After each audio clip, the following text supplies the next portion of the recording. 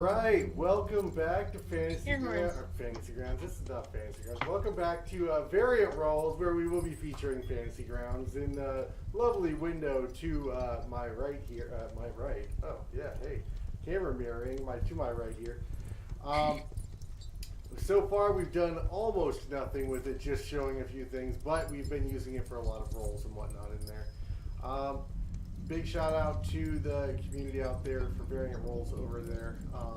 Over here, we've got a great community going, and we've been really looking forward to this. This will be episode 3 in the arc of the Dungeon of the Mad Mage Extravaganza, level 10. And it's not just my amazing vocals that are echoey. I've got this great throat thing going on, and a new studio that I have yet to soundproof. So we'll be improving sound quality over the next coming weeks. But just do a quick run around, talk about who we are, and then we'll dive right back in after a short recap. And we'll roll off to find out who is going to tell us a story. All right. Shock and awe. Who is the mysterious purple-haired stranger behind your persona? Yes. Hi. I'm Tim, at Anonmoth on most forms of social media. I changed my hair color, like as I do last week, and it says now a nice shocking purple to kind of match the kind of purpley nature that a drow normally gets. And I'm playing Shock and Awe, the nice, divine soul cleric bard drow, who is not at all panicked about what he's going to do this evening. After all. All right, Ryu, who is backing up your amazing persona? I'm sorry. Hi, I'm Ryu. What? I suddenly can't hear anything you're saying. You can't hear me? We have technical issues? Okay, now I can. I'm sorry. A little bit. You're cutting in and out for me. I don't know about anybody else.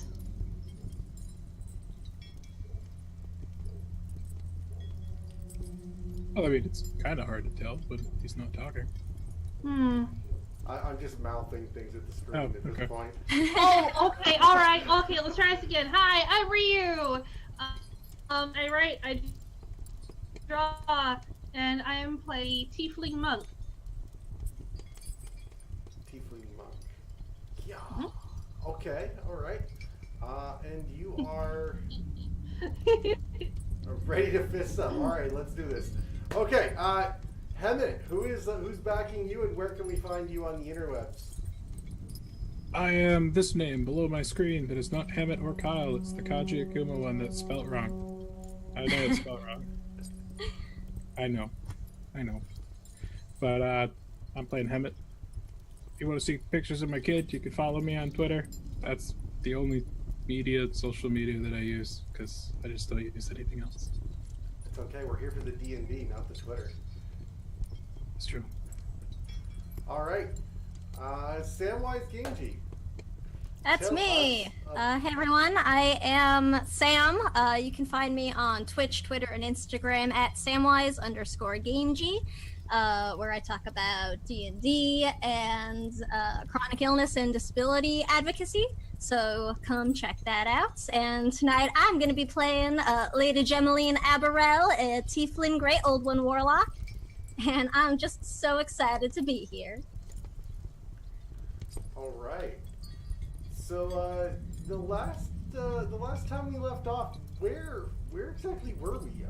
Why don't you guys give me a roll off? I want to hear a bit from each of you, to be honest. But let's see who's going to do the recap.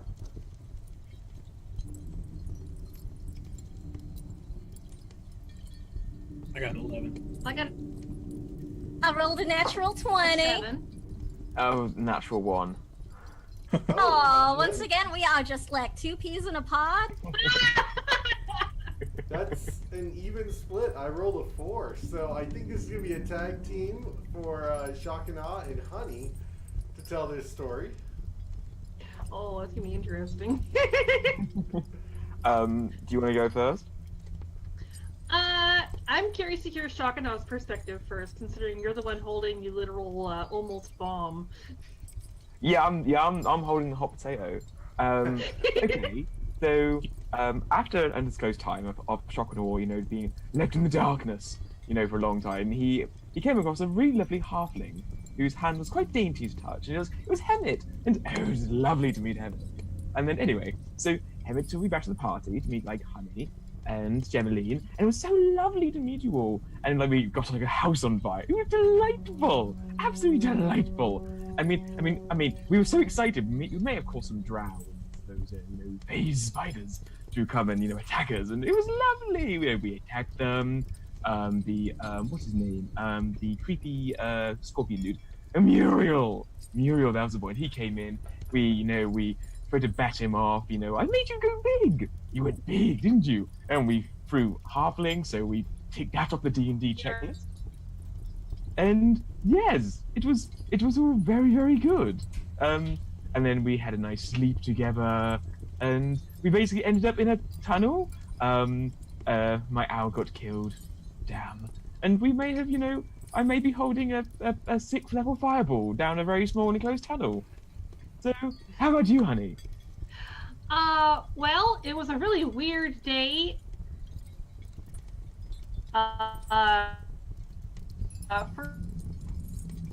First, that was melting Hammett, so decided to double back to the weird, sucky black room.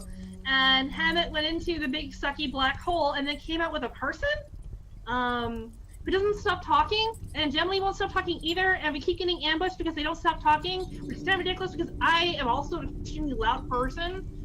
So the fact that these guys won't stop talking, they're getting us in trouble. That's something. On the bright side, though, Shock he's not bad. A little different, a little weird, but it's not bad though.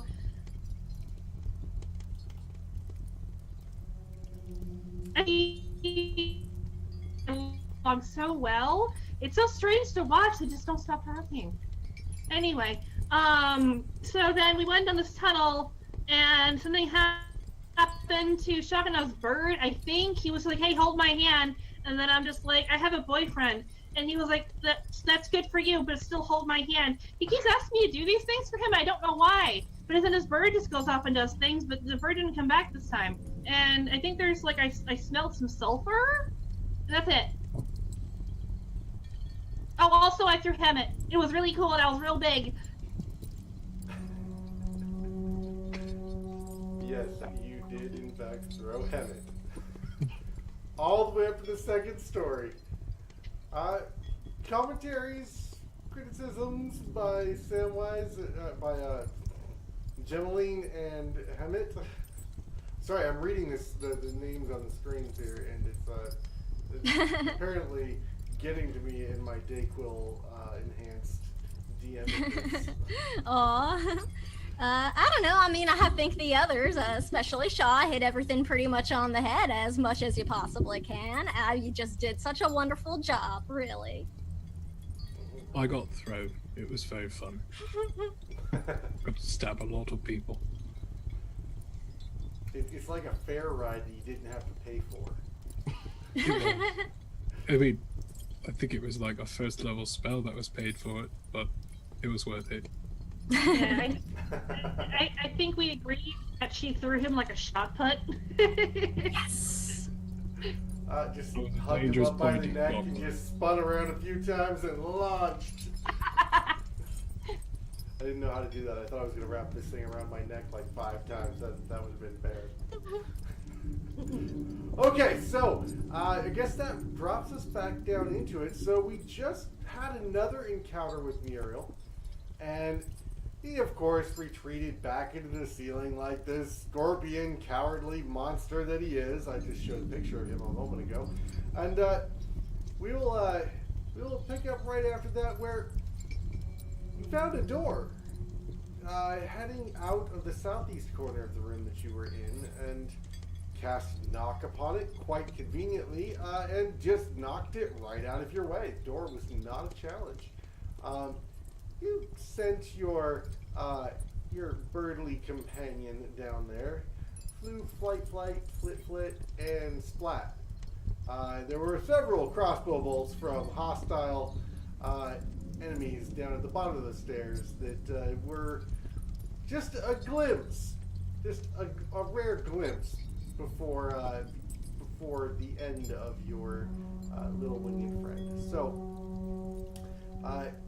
in that moment, you decided to warn your friends of what was happening and cast a fireball at 6th level, as I recall. Is that correct? At 6th level, yes. And That is held correct. it for whatever might emerge at the bottom of the stairs.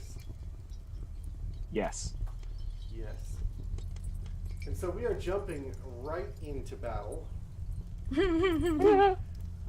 On a cliffhanger of this held fireball, and if anybody's familiar with what happens when you hold a fireball and decide not to expend your action, it's not as dramatic as we let on. I'm so sorry. Yeah. Or Yes. is it? Okay, so we will pick back up with the sound of the charging voices from down below in the stairwell coming towards you, and we will pick up a new initiative order. So let's go ahead and get that preamble out of the way. Let me open up the initiative tracker.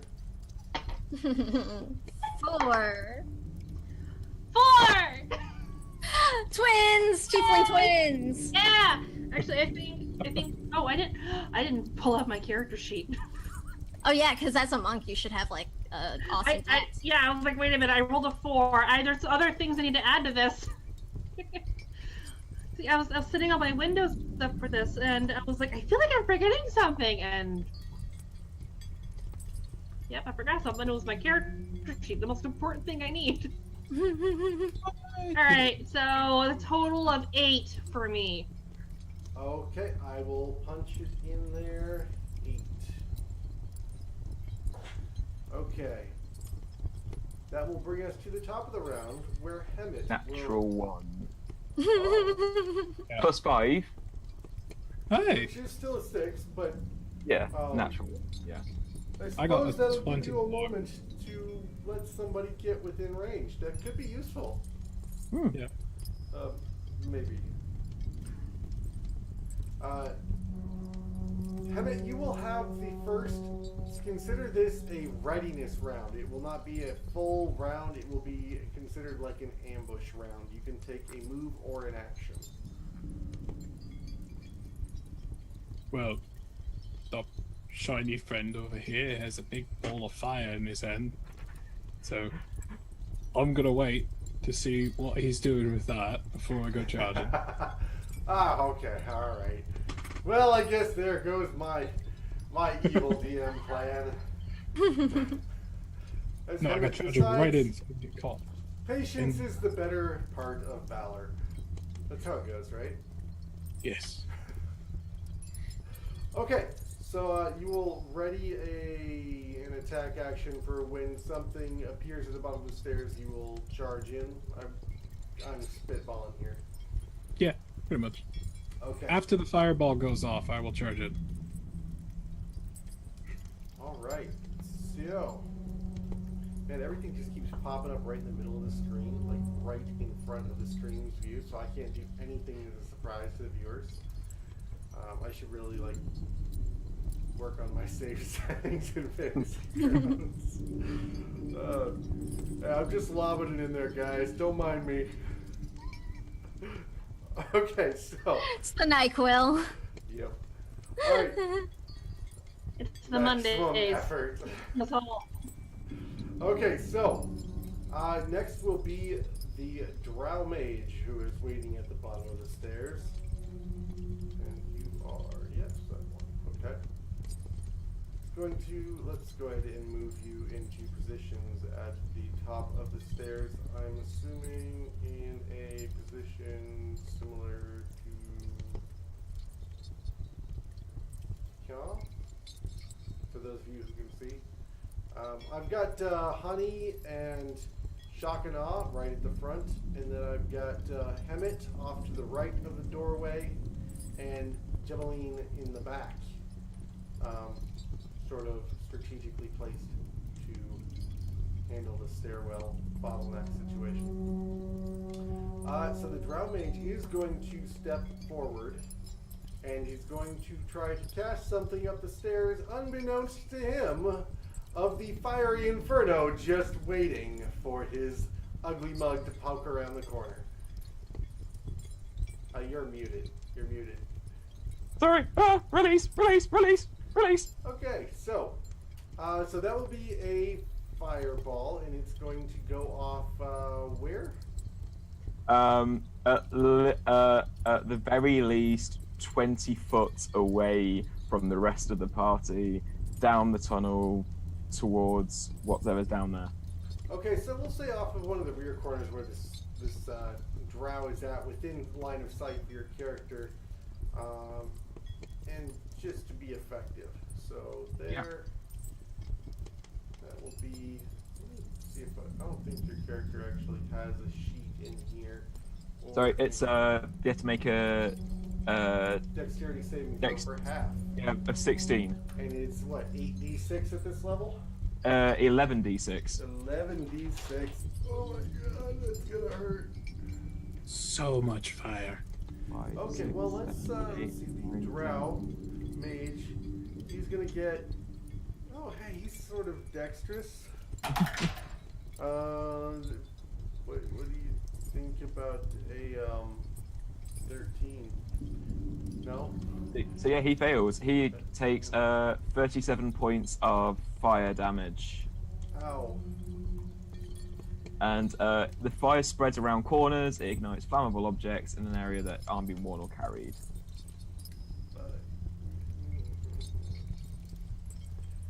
Oh no, hold on.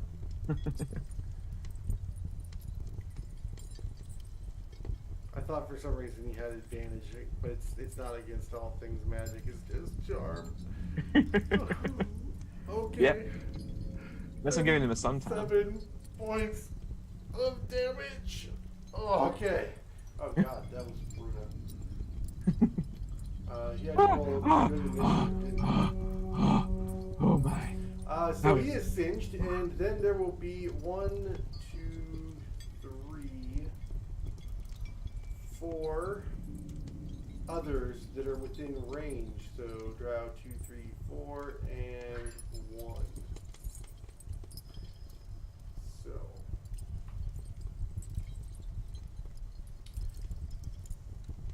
let me take a look at that. Yes, they also have a +2. So and last one. 1 success. So Okay. 37 halved. 36, that's me 18. Yep. Ow. I think that was fine.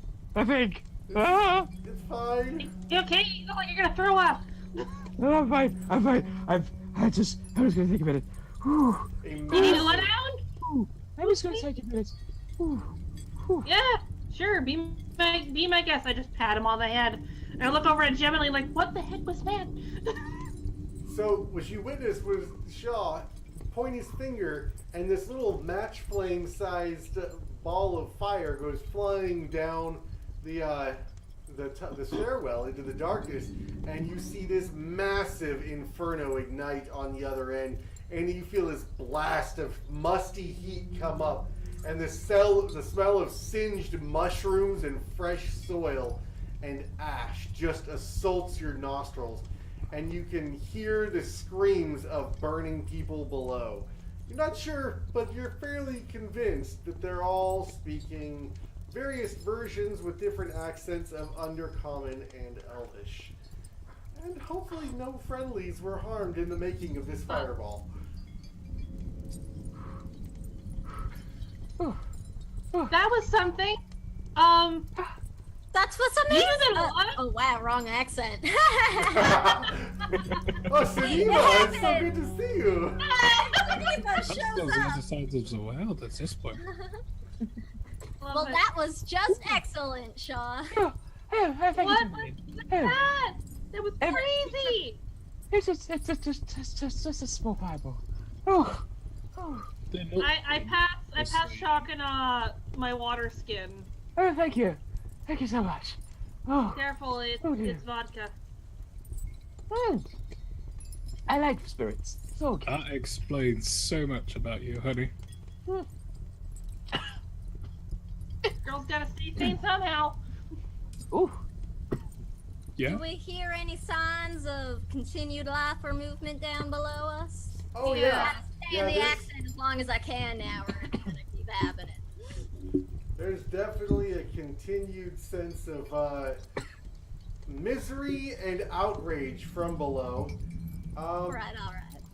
Emmett, after the fireball goes off, uses his held action to just run down the stairs.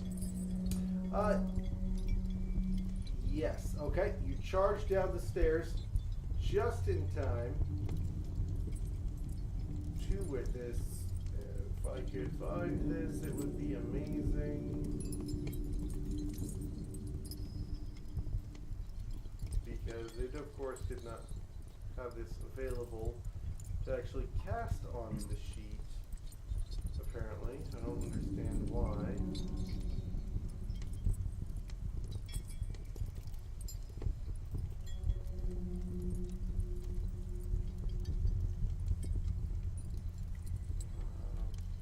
Okay. Here's what's gonna happen.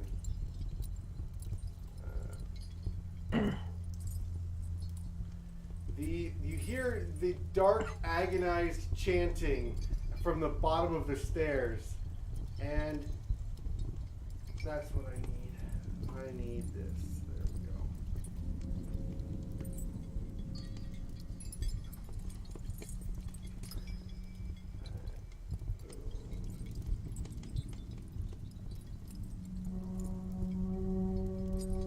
And you hear this unearthly howl. How? An dear. unearthly howl. Roar. Terrible, terrible abyssal scream. If anybody speaks abyssal. Do I? Keep Matt. meaning to mention that I speak Undercommon. Ah, Nope. nope. Nope. Some warlock I am.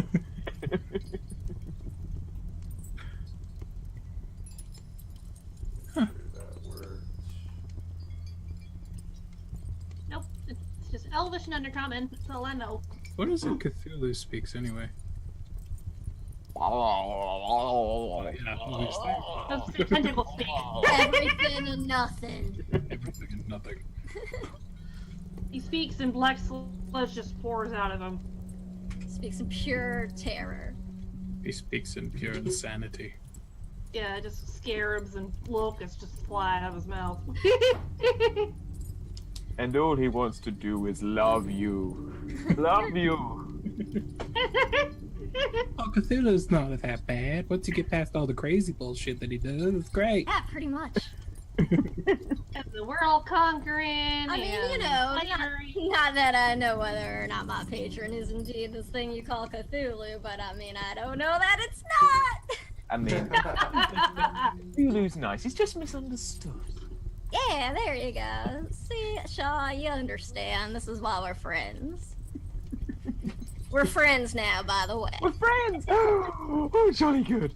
This is delightful. I'll allow it. We're flying buddies. There we go. That was cool. That's right. Okay. And this infernal roar screams out from below. I guess an abyssal roar screams out from below. And then Hemet comes charging down the stairs to be greeted face to face with a drow mage, full black robes with golden regalia, and he's got long flowing white hair with a golden crown with a ruby set center of the forehead. He is pulling this purplish black energy out of the ether and drawing it in and pulling this massive chain of energy as this demon steps through the portal and into the void in front of you. This is very much like a Thor moment of just yes. As you rear back with your sword, Kane, and Huh? you charged in. Okay, that it was a held action to charge. Not Yeah, to all I can do attack. is run in. Perfect. Did I close the damn initiative tracker? Because I am an idiot. There we go. All right. Gemmeline.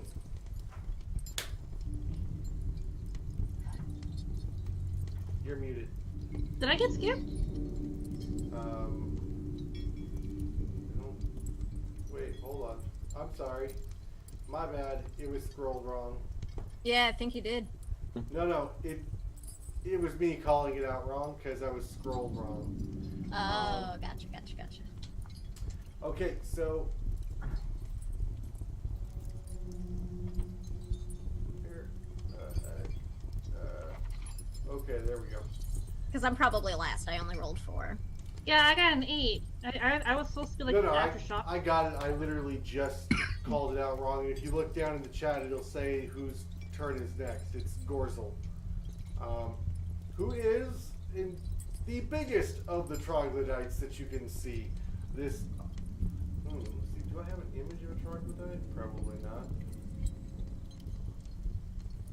That's okay. We're rolling on through.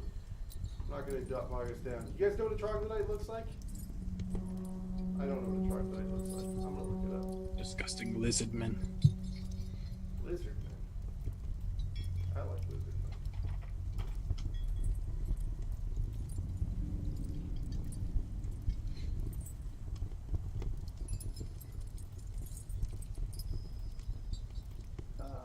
Where is it?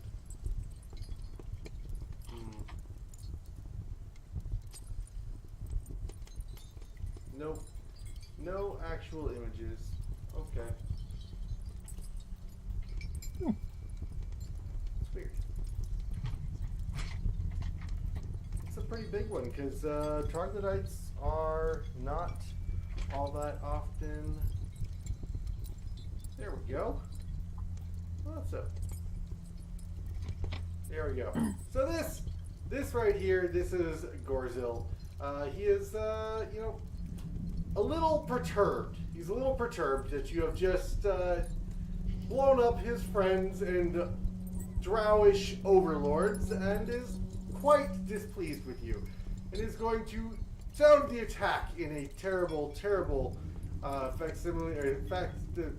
similar whatever. It's Whatever way. somewhat like undercommon.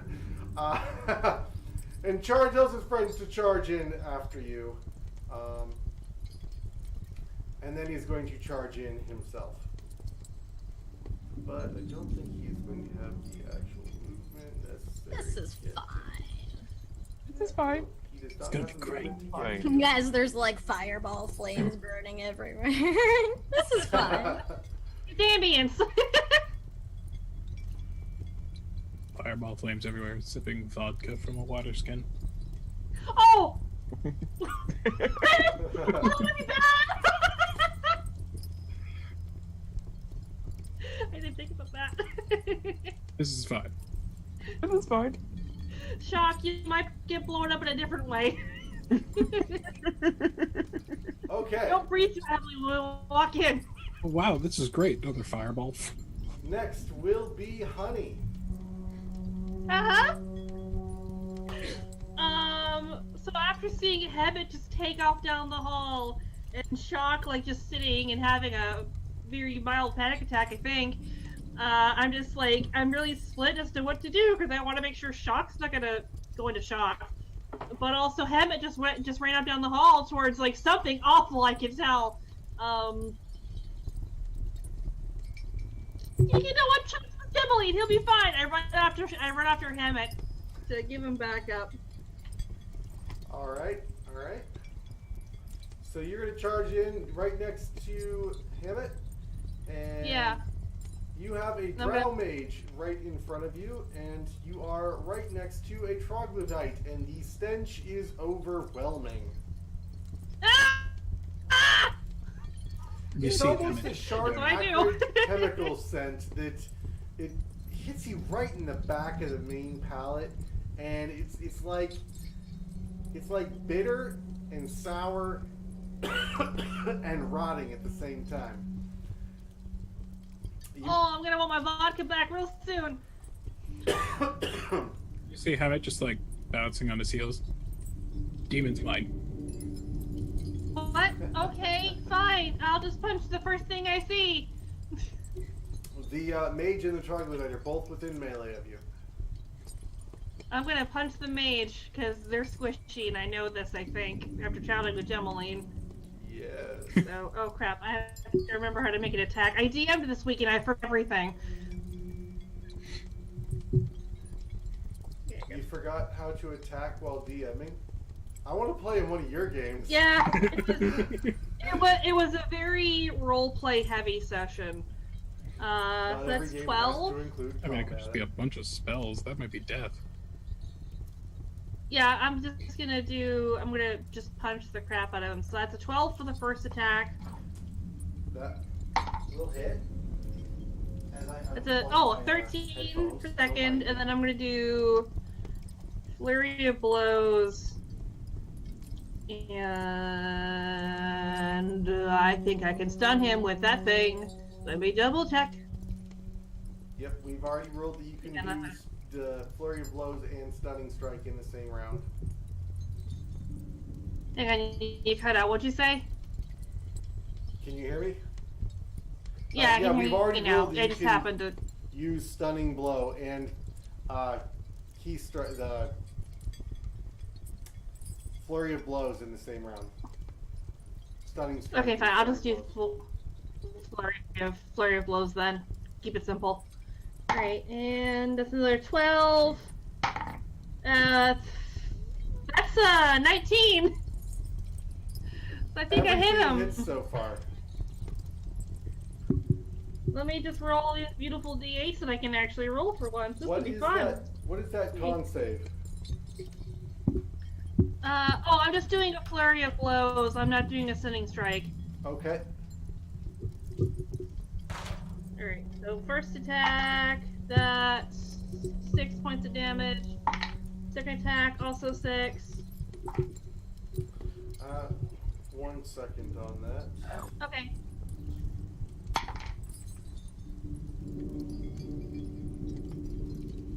Right, so you've done 12 points of damage at that point, and the drow was very stunned by the first blow. He's still smoldering a little bit from this fireball, and the chain suddenly snaps as you kick him in the face, and this demon begins stomping about, enraged and unchained. Oops. As the drow mage succumbs to his wounds and dies in front of you. Oh, Yes. okay. So I guess I don't get that flurry of blows then, because my opponent died. No, you can change targets, I believe, right? Oh, I can think I? so. Mm-hmm. Okay. Yeah, it's not specified. It has so to be does the that same mean I- target. Okay, so do I have to roll to hit the troglodyte then? Do I have to re-roll my hits? We'll Yeah, use you would the- need to do that anyway. Like every flurry of blows, each hit you re-roll, even if it's the same target. Alright, so that... My character before this is a monk. a thing. Thank you. 6 plus 8 is 14, I think? Yep, that's 14. Okay, and then... Ooh, that's shoot. That's 23. That will hit. Both will hit. Well, wait, we're going against the troglodyte now. Yeah.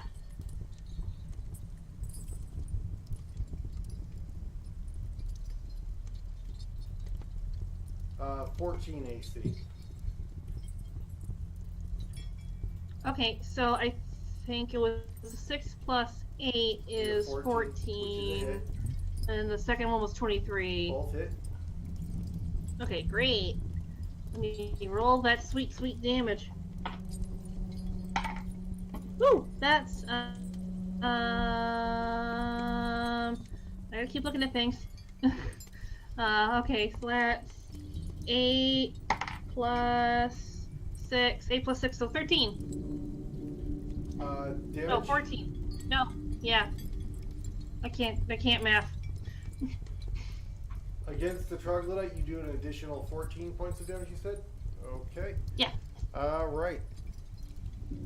He is visibly bloodied, like you can see that you have broken his snout, and his ear hole is actually starting to ooze blood, and one of his eyes is very swollen and bloodshot. His skin is beginning to turn like a corpulent green as he tries to slink away and like reflexively is cringing away from you. All right. At this point, this massive demon looks at all of you and begins a rampage.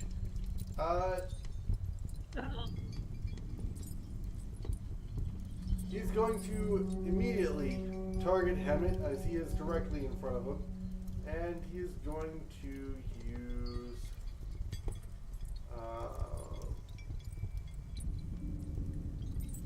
where is that?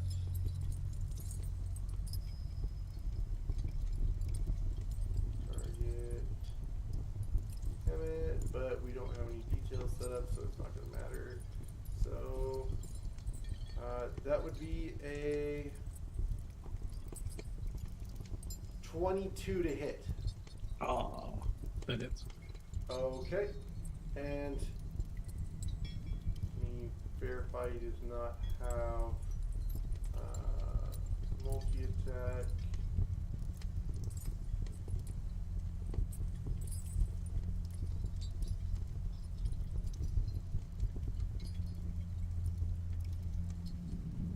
No, he does not have multi-attack. So, he's going to roll... Holy crap, minimum damage. So that is going to be 5 points of damage that you are going to take. You see Emmett's like excitement just deflate. As this massive black smoking hand and claws just reach right towards you, making an audible rent through the air. And it sounds something like shearing tin and rusty metal grating as it just cleaves through the metal of the armor on your shoulder. It's still a tuxedo. Well, okay, maybe you're Wolverine and you have metal bones. Forgive my Dayquil narration. Where's the love in this crowd? It's glamour studded leather. I got it. It's got a tux. Well, those studs go clattering across the floor, and now it's just leather armor. Okay, so next will be Shaw. Okay. This is fine. This is fine. I'm going to Devlin, I'm going to see how they are. Okay, hang on. Yeah, you do what you do best. Okay. I'm gonna fly down the tunnel, with my boots, and when I come towards the mouth of it, is there any space above people? There is after the opening, but then unfortunately the entrance is actually clogged with the battlefront, so it's kind of a bottleneck situation where they're limiting the amount of people that can get to them on the front line at the moment, so you can't get past them. Okay. I come up in between Honey and Hemet. There is room to squeeze through, but there will be an attack of opportunity. Okay, that's fine. And I cast burning hands at 5th level. Okay, so to be clear, you are going to squeeze past them and attack from the rear? Come up just behind them. Okay. And like my hands will be like between their heads as I release this burning hands cone of fire. Your drow. I think for the sake of storytelling, I'm gonna put you here. You will be able to hit the demon with it, but you will not be able to hit.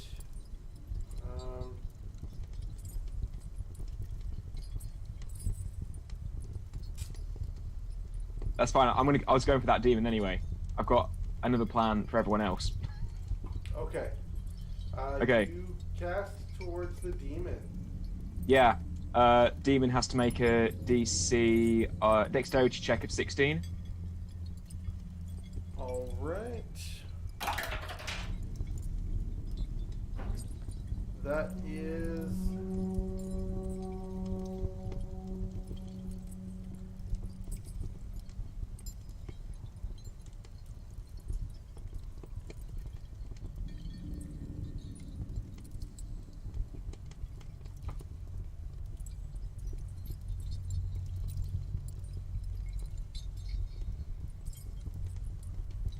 A 10, so it's a fail. Okay. So I'm just gonna run in and go, oh hello, oh demon, ah! And just throw a cone of fire. So that's 22 points of fire damage. All right. And then You know, I'm it going. is, somewhat unfazed by the fire. Not Okay. as much as you would have Okay. expected, perhaps. Okay. And then I'm going to. Where is it? I'm going to expend 2 of my sorcery points to do a quicken spell, which takes the casting to a bonus action. And I'm going to cast Enlarge on Hemet. Alright, so is one of these a cantrip? It's part of the being a sorcerer. You can it's meta magic. When you cast a spell, it's I casting know what Quicken does. Can you cast 2 leveled spells with it, though? Not with a bonus action and an action. All right, okay. Look at one thing. Well, in that case, I will use my. In that case, then I will use my bonus action to inspire honey with bardic inspiration. Yay! Thank you. Let's go. Kill the demon! Kill the demon! It's fine! Kill the demon! I'm good! Kill the demon! It's Okay, fine. okay. Jeez. Okay, so you get a d6. Thank you. I'll use my rainbow one.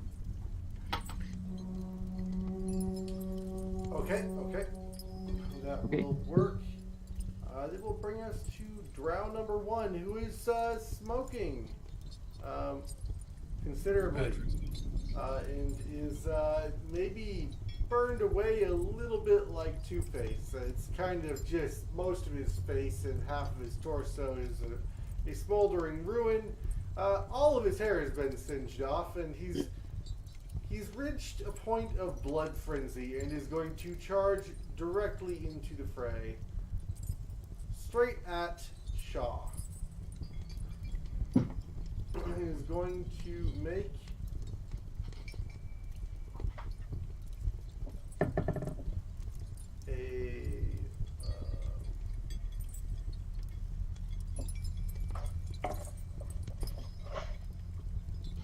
going to make it a oh, okay, that's silly of me.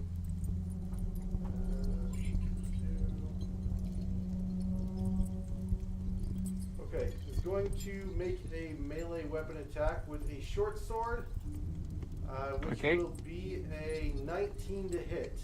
That hits. And we'll do 4 points of piercing damage. Okay. I'll take that. Ow! You fiend! Alright.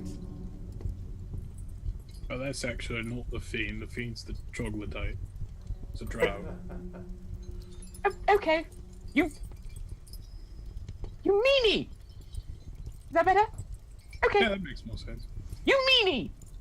Drow number 2 is going to fan out and is going to shoot Hemet with his hand crossbow.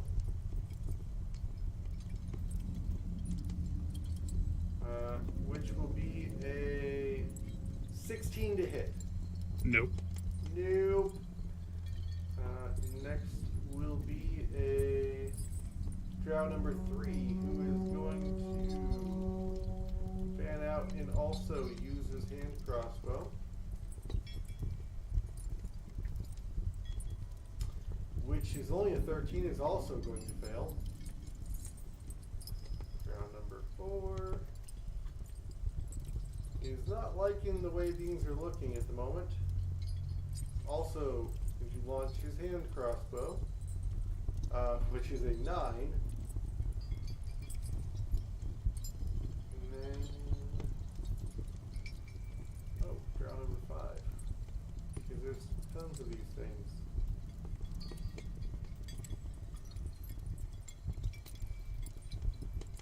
That will be a 23 to hit.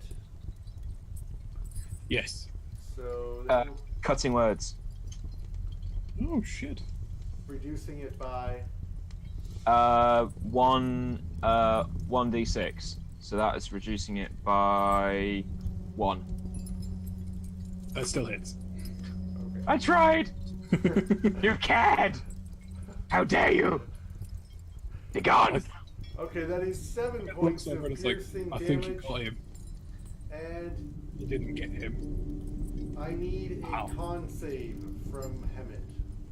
You said it was 7 damage, right? Yes. Oh shit. Page crashed on me. It says 16 plus something stupid. Plus 8, so 24. 24? Yeah, I didn't think you were going to fail that one. Alright. Drow number 6 is going to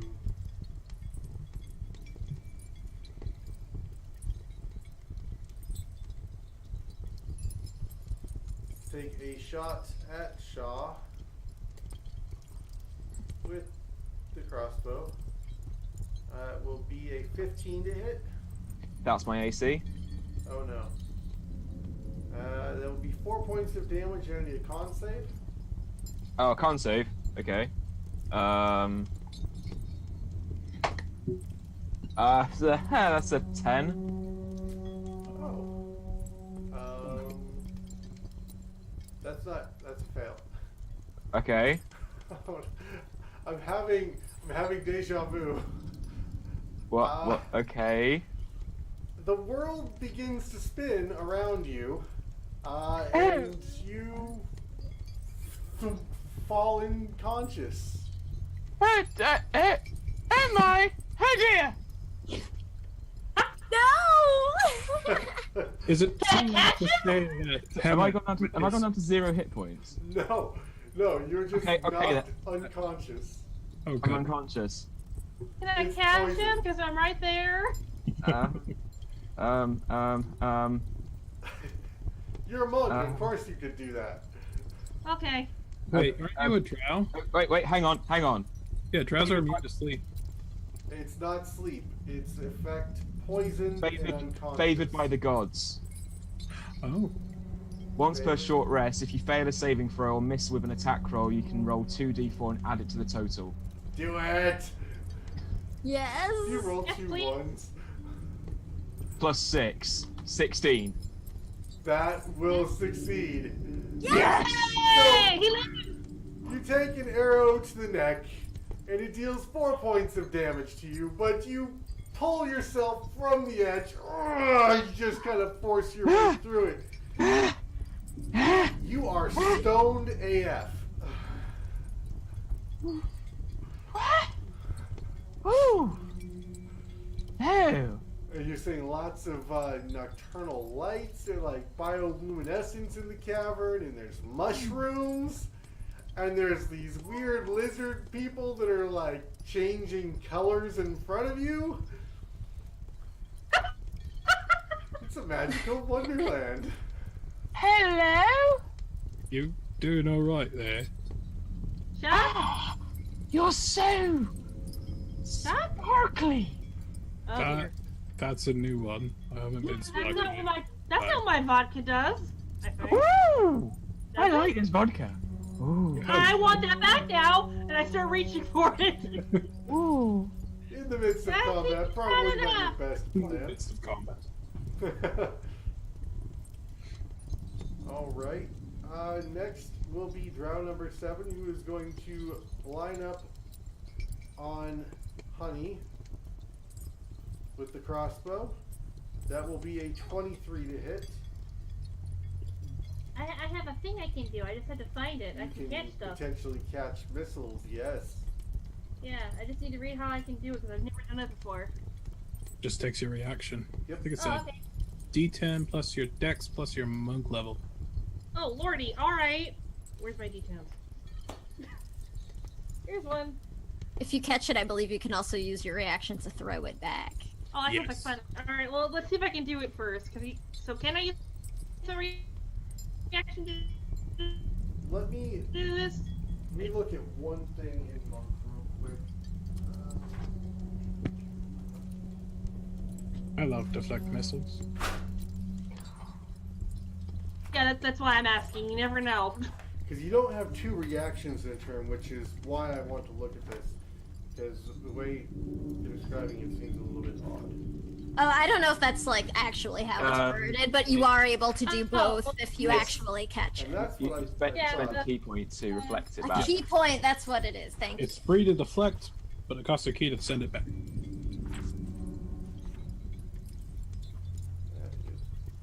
Yeah, I if you haven't gotten to try reduce the that. damage to 0, you can catch the missile if it is small enough for you to hold one hand, and you have at least one hand free. If you catch a missile in this way, you can spend 1 key point to make a ranged attack with the weapon or piece of ammunition you just caught. That's the same reaction.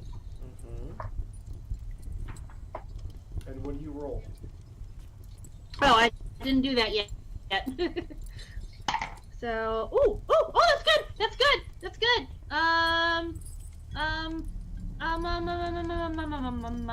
Okay, so that's 13 plus 11. Oh, that's 24. Woo! What does that mean? right, so it would do 6 Oh, I points think- of damage total, but the damage is reduced by 1d10 plus your dexterity modifier plus your monk level, which puts it at 24, which reduces the damage to 0. If you spend a key point, Oh. you can capture the bolt and return it to the sender. I would like to do that. That's what I do. I catch it and I throw it back. Very nice. I believe that is roll an attack. Okay. It is considered a ranged weapon attack, and it is considered a monk weapon. Oh, then that's a 21 I just rolled. Oh, yeah, that'll definitely hit. Yay! This is why you don't shoot monks with poison crossbows. Ah, no, screw you! And Aha. So quick, honey. Like, wow. Give me back the vodka. Okay. luckily for this drow, as it strikes, deal your damage. You do hit. Okay, what am I rolling for that? It is a 1d6 Oh, okay. That's a 3. plus your modifiers. Oh, okay. For a monk weapon. That's a 3 plus 4, I believe, so 7. Okay, so 7 points of damage. He does make his saving throw though, and does not fail on poison. Darn. Apparently, iocane powder comes from somewhere in south Underdark, and is both odorless and tasteless and dissolves instantly in water, and spent many years building up immunity to it. I butchered that quote, but forgive me. It's okay. You're heavily medicated. It's like the only person who's not on medication right now is Tim and Kyle. I think that's it. It's that season. Yay! Woo! Kill me. I don't know. I think Tim is on nail polish currently. With the polish vapors. Okay, so that will bring us around to Gemmeline. All right. Well, I did not think to say it before we rolled initiative, so I'm unfortunately gonna have to use my action to cast Mage Armor on myself. Yeah, you didn't really have the reaction. Yeah. So, because I rolled so low on initiative, I didn't get in on the surprise or whatever. So I'm gonna cast Mage Armor, and then I'm gonna fly on down on my broom. 5, 10, 15, 20, 25, 30. I'm gonna sort of hover as close to the ceiling as I can because it's low, right? Or it's just the doorway at the bottom of the stairs? I forgot. Like, can I see anything if I'm still midway up the steps? You would be able to see the front line from where you are currently. You would not be able to see the outer areas. Alright, well then for now I guess I'm just gonna use one of the hexes I have stored in my Iron Stone on the nearest drow that I can see, right? I can't see the demon guy. You can see the demon, yes. Oh, alright, well he seems a lot scarier, so I'm gonna move my hex onto him with my bonus action. He's a little frightening, yeah. Yeah. He has these obsidian fangs and this black maw, and it's just from within it's this greenish yellow light pouring forth. Yeah, he's well, I hope I get a chance to get a closer look when he's dead. But in the meantime, I'm gonna stay hovering up as high up as I can, but still able to see what's going on. okay. And that's my turn. Alright, Mage Armor for the win. Okay, Troglodyte. I like Troglodytes. The Troglodyte is going to not be able to do that.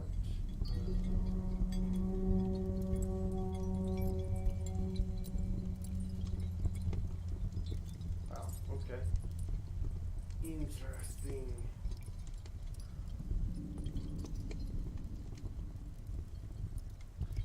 Alright, so Troglodyte number 1 is going to go charging up to the front. He'll not this be able one. to get all the way there. And it's not going to be able to do anything ranged. Okay. But you see them begin to huddle in around the entrance. And Troglodyte number 2 is going to do the same. Troglodyte 3 is going to do the same. Troglodyte 4 going to crowd in. They seem to be keeping their distance from the demon, though, as much as they can, while trying to still be in battle. Which will bring us back to the top of the round, which is Hammett.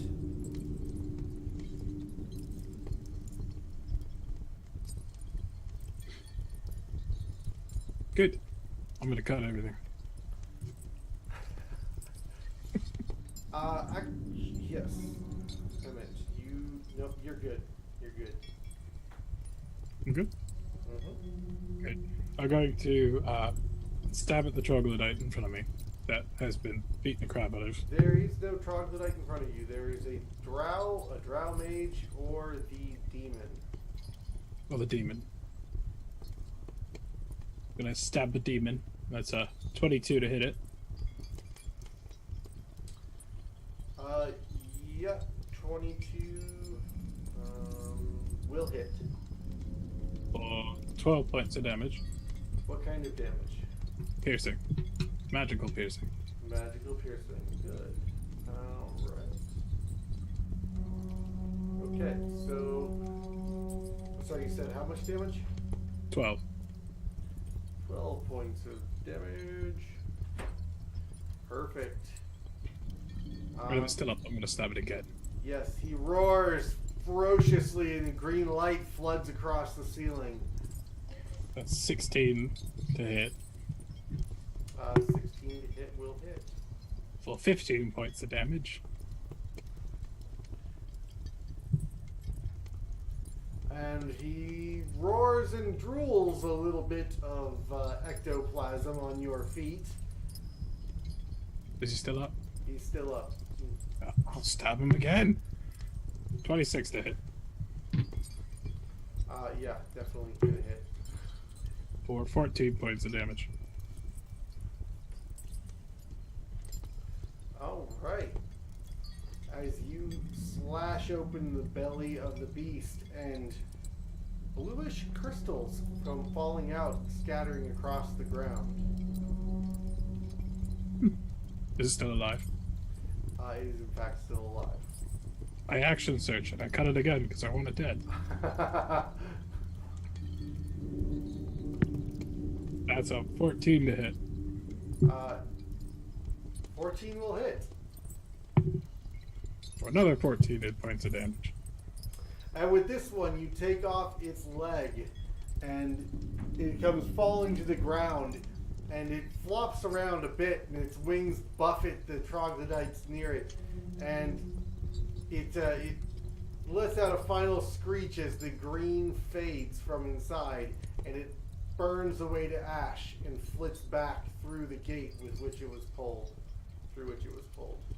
Fantastic. I still got 2 more attacks, so I'm going to take those on the mage. Fighters. Right. Fighters get a lot of attacks. But especially when you action surge. Yep. So it's 25 to hit the mage for 16 points of damage. Yes, that will definitely hit. And the Drought Mage is actually dead anyways. We've already killed the Drought Mage. Oh, right. That's Yep. right, she killed the Sorry. mage. Then whoever's close. I'm cutting through a field of whoever is in my way. Yes. And yeah, there is a there's a corpse and there's a drow in front of you. The drow in front of you is drow 1. And as you slash him for 16 points of damage, he goes down as well. Awesome. I'll go cut somebody else for...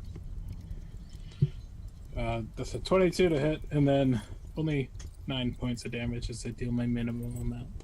The only thing alive in front of you, you will actually have to advance. You have to step forward to attack something. Oh yeah, I'll move. Alright, you advance 5 feet, and there's a troglodyte in front of you and one in front to your left. I'll stab the one in front of me. Perfect. Troglodyte number 3. Your time has come. How much damage Oh, was that? when I hexed the troglodyte, I forgot to say what I get to pick an ability score that it gets disadvantage on. I don't know if that would play into like anybody's action between now and then. So sorry, I wouldn't normally interrupt. I just realized. Which troglodyte do you have enchanted? Oh, not troglodyte. The demon guy, The demon? Gorzil. No, it would not have. Or Gorzel. Gorzel is a troglodyte. Yes. Okay. Okay. He is hexed then. Yes. And he has disadvantage on strength checks. Just in Okay. case that comes up. I don't know what Hemet, does, so. I stab things. Alright. Hemet It's is very going to one trick, stab but it's very on I the couldn't remember if three. you had anything to, like, try and push him or something, so I wanted to make sure I specified. I'm a samurai. Oh, that's awesome. Troglodyte number 3, you rolled to attack, yes? Yep, it was 22. For only 9 points of damage.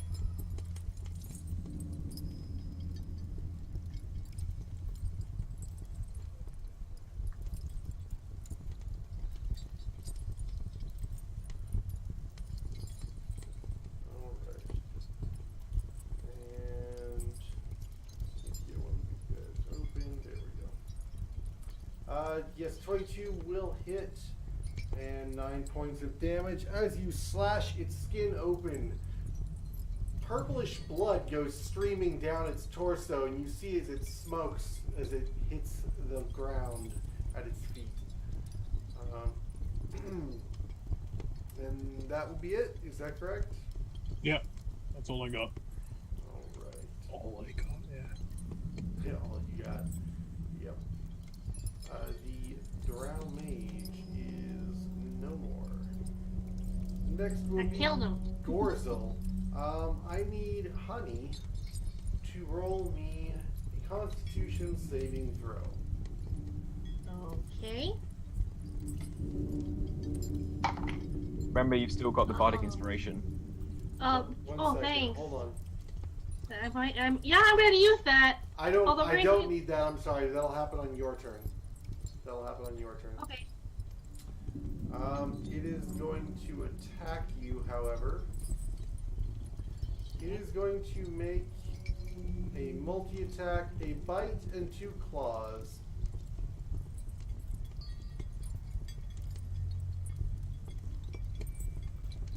So that will be a bite for 23, That hits. a claw for natural 1, Oh, that and doesn't a claw for 10. So the bite will hit. Okay. Yeah. And it'll do 6 points of piercing damage.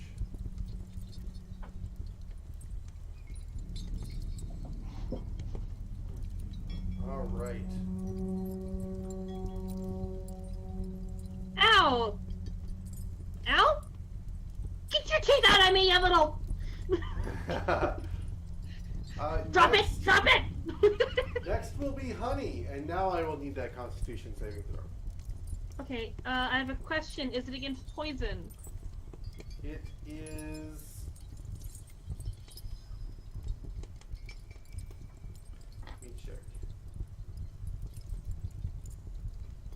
It is against the condition poison, yes. It is a Constitution saving throw against the Okay. nausea of the stench of these guys. I am immune to poison thanks to my stillness of mind. No, my purity of body! Very nice, very nice. And okay, so you have no challenge whatsoever with that. And continue with your turn. I've been in worse bars that smell like this. I've smelled worse than this. I've smelled I worse have. than this. I am wound up in gutters after being blackout drunk. I'm great! Alright, so yeah, I'm gonna What hit it. is that? Okay, Somebody is squealing. 17 plus 8, so that's 25. I think that hits. 25, yes, will definitely hit. That's, and then an 18. And yeah, then I'm just gonna flurry of blows him because why not? Actually, when you deal how much damage on that first one? Oh, okay. Let me find out. Yeah, the 25. I got a total of 16. No. Take it back. It's 12. 12 Total points 12. of damage will be enough as you cave in the side of the skull. This thing's already pretty beaten. As I'm trying to like just drop it, whack. Oh. Okay. Alright, Gorzel is Is no there anything- more. You have taken out their leader. Oh. Is there anything else I can hit? You would need to step forward. Okay, I'm gonna do that. I'm just gonna keep whacking on people because they're trying to kill us. Alright, I'm going to move you. There's a corner where you'll be in melee range of 4 of them that you can step into, which will allow you to cycle from one attack to the next. Or you could be in front of 3 of them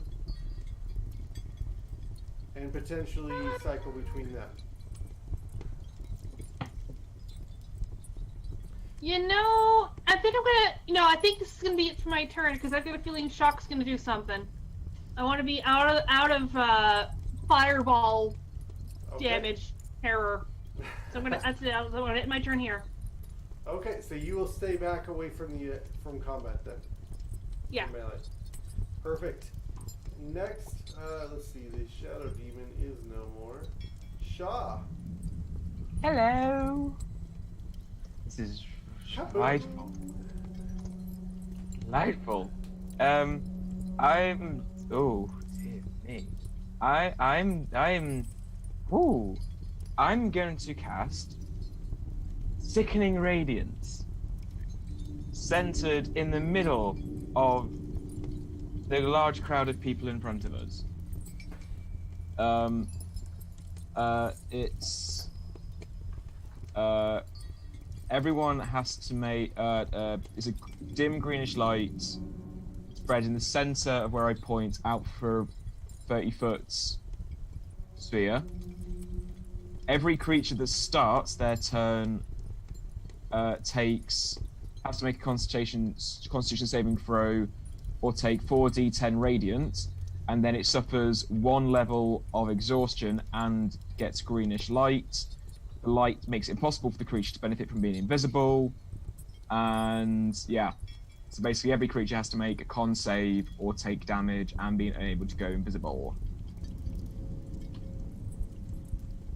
What book is that coming from? From the center of the group. So I want to try and get as many of the. No, the spell. Where's? Oh, the spell. Sorcerer Xanathar's 4th level. Xanathar's. Perfect. Yeah. Alright, let me see if I have got. I do not have that in here. 1 second. That's not what I wanted to do.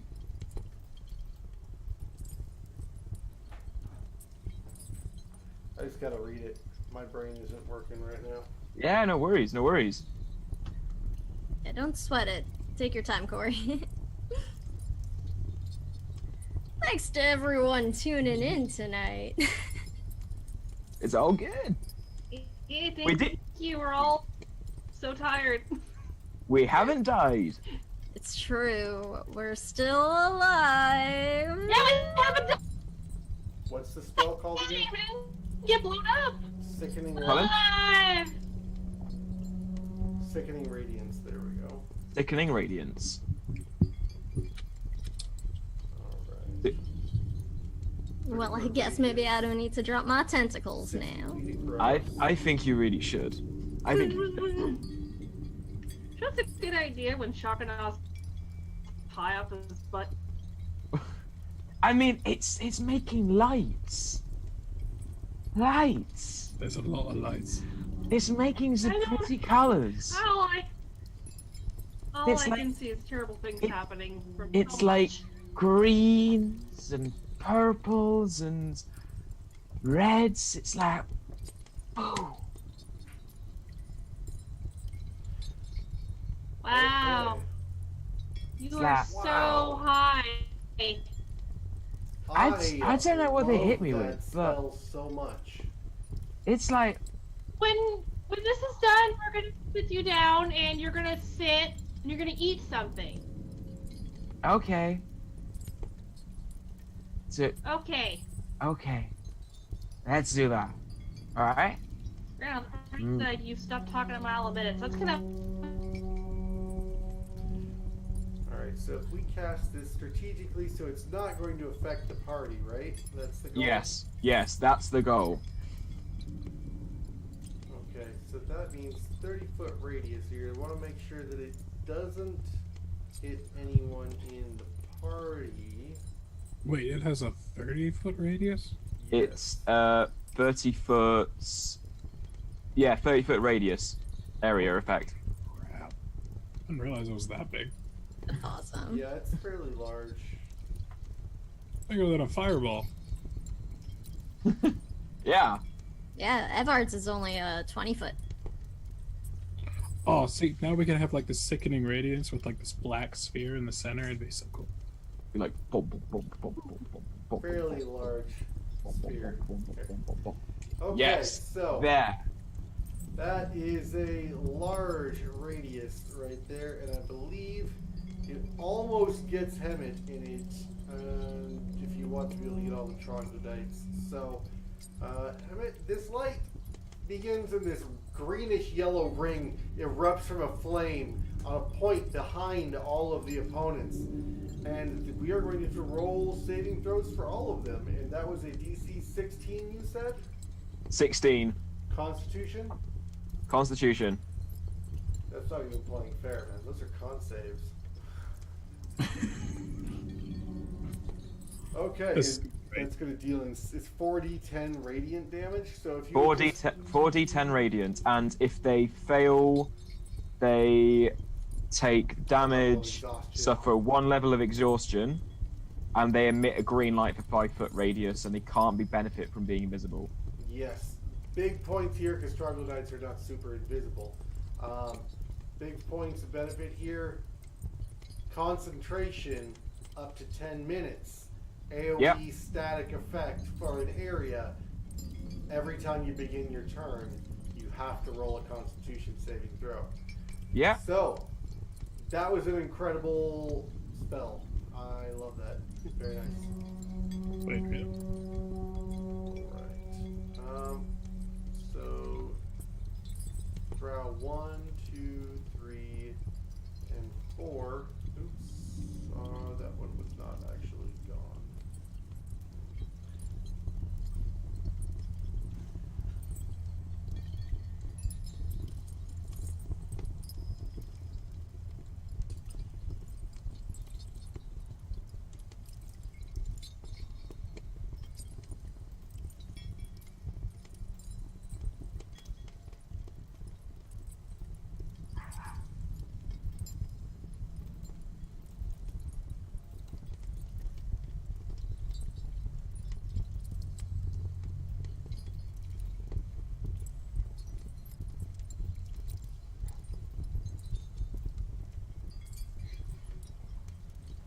Something like that.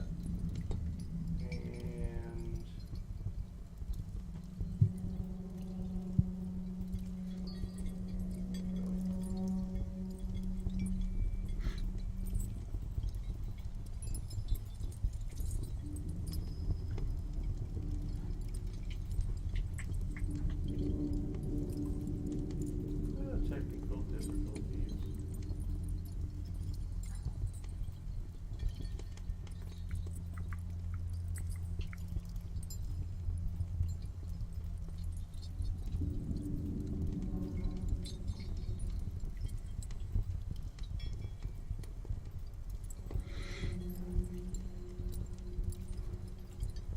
Should we share the party name that we've come up with?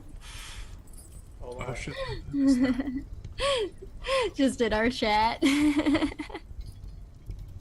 missed it. You want to share it? It's good. I know. I mean, I just figure while we're trying to sort this out, we were talking about what we should call ourselves, and I think we're looking at smashers and casters. Smashers and casters. Yep. I love Smash and it. cast. Smash and cast. I like it. I'm down. It's a flyby and no one knows what happened. Yeah. It's gonna be a drive-by fruiting. We also provide cleaning services as well. Prestidigitation. Right, right. Everywhere. I mean, let's not kid ourselves, though. Gemmaline would never get caught, like, cleaning other people's stuff. That's, for friends is one thing, but not for, I'm a lady. I don't know. Never in a million years. I adventure because I want to and for fun and to get more neat things. I mean, that one had a crown on. Didn't he? Crown on and a He wand. had a crown on. And I mean, I think the crown will sit nicely in between your horns, you know? I bet we're gonna get some really nice stuff from these drow and monsters. I mean, did that monster drop gems out of its belly? Or was I tripping? I think you might have been tripping. I'm Oh, you're pretty sure definitely- you were tripping. I imagine. Cool. Well, I saw it too, so. Did we just kill everything? I or are we meant waiting? fingers. I wasn't tripping. No, you are tripping. Don't get confused. You're definitely. No, Okay. you're super high. As in, like, you're high, not as in, like, you're flying. Oh. You can Okay. fly. The Better mind, first you can't. drow Delightful. makes Yeah, its maybe you might saving want to throw. walk. You might want to walk for a little bit. Just a bit. Walking off. Should we- Sky Should we walking kill off. these ones first? Yeah. Okay.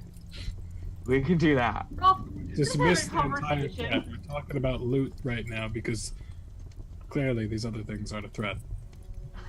I mean, obviously. priorities. No. All the drowers just standing there with the crossbows. We're like, don't worry, we already consider you loot. Gemeline's like already trying to decide if she wants any other outfit. You're so drab here. Lighten up. Oh god, Oh yes, it's definitely sickening.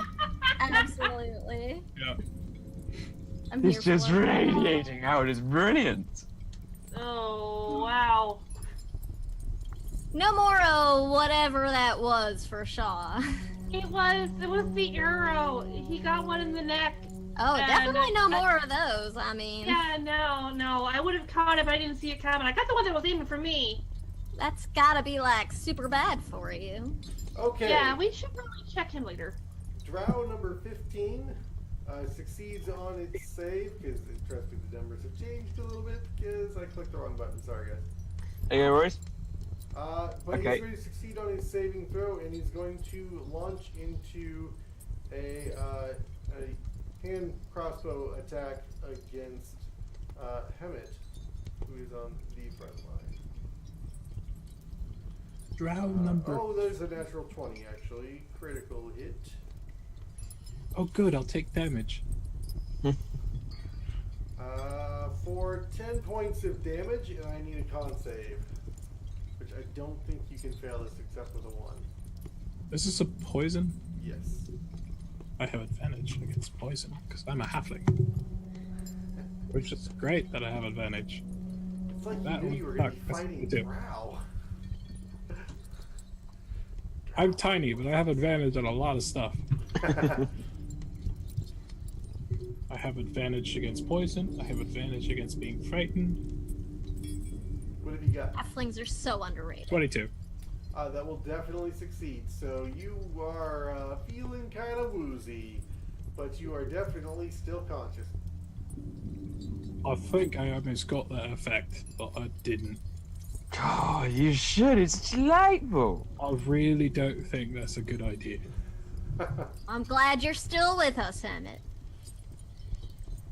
The next one is going to make a con save because within a radius, and it's going to fail. Please roll All more right, so damage, that's 26 points of radiant damage, Oh my god. and they suffer 1 level of exhaustion, No, and they they don't. emit some light. They really don't. 26 points of damage. That's a conflagration, okay? That drow is a pillar of flames. They're greenish yellow. Greenish flames. Yeah. Pillar of greenish yellow flames burning away into the ether. Definitely something spectral. Makes the mushrooms look really pretty in the I know, right? Uh, Honey, look at them. They're just so beautiful. I see them. I see them. Drow 17 is going to make another con save. 14 That fails. fails. Roll your 26 damage. points. 26 points. Bursts into flame off to the ceiling, and is another. Pew! If you fail, you die. Yes. It's an all or nothing spell, because if you succeed, you don't get any of those effects. So Yep. But it's an AoE concentration. Just go ahead, stand right there. Just burn. Yeah. Just die. just die and burn. Okay, so Drow 18 is going to make the same. What are you made of? 18. Trial number 18. Well, yeah, I clicked the button a couple times and it just keeps incrementing. The first roll is a 13, which is a fail. Fail. That's 26 points of radiant damage. Well, I think we know who the superstar is here. Drow 19. This is how you decimate an army. That will be a 15. Fails. Oh my god. Drow 20. Oh. 13. Fails. This is excellent. Not if you're the DM. My epic battle just became a freaking, like, fireball. That's okay. He'll come kill us all later. God, I mean, I that's don't what- see how this could come back. 17. That succeeds. Ha! After watching all of his friends burn to death, Yay! One of them he's lived! going to run away. No, I'm just kidding. He's not running away. 2 have lived so far. He is going to roll a hand crossbow attack against Shaw. Bring it. 18 to hit. That hits. 3 points I of have a damage. I have a crazy ass question. Yes. Do these arrows have to be coming at me for me to catch them, or can they be going towards somebody else? Since Shock's like right next to me. I believe. I don't know. I think Check. it's yourself, but I'm not 100%. I think it's a feat to be able to use it for other people. Let me Okay. look real quick at the wording.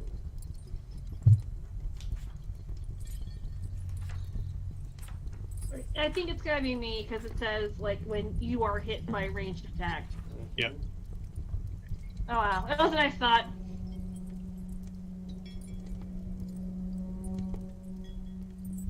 Yeah. Yep.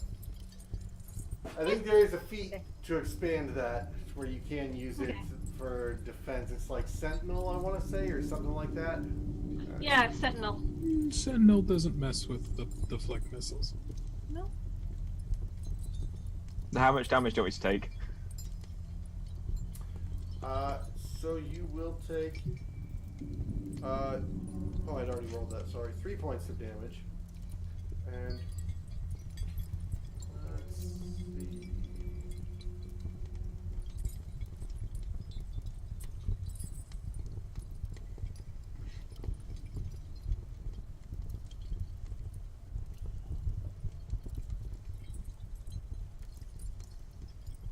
Okay, so yeah, it's another dose of poison. I need another con save.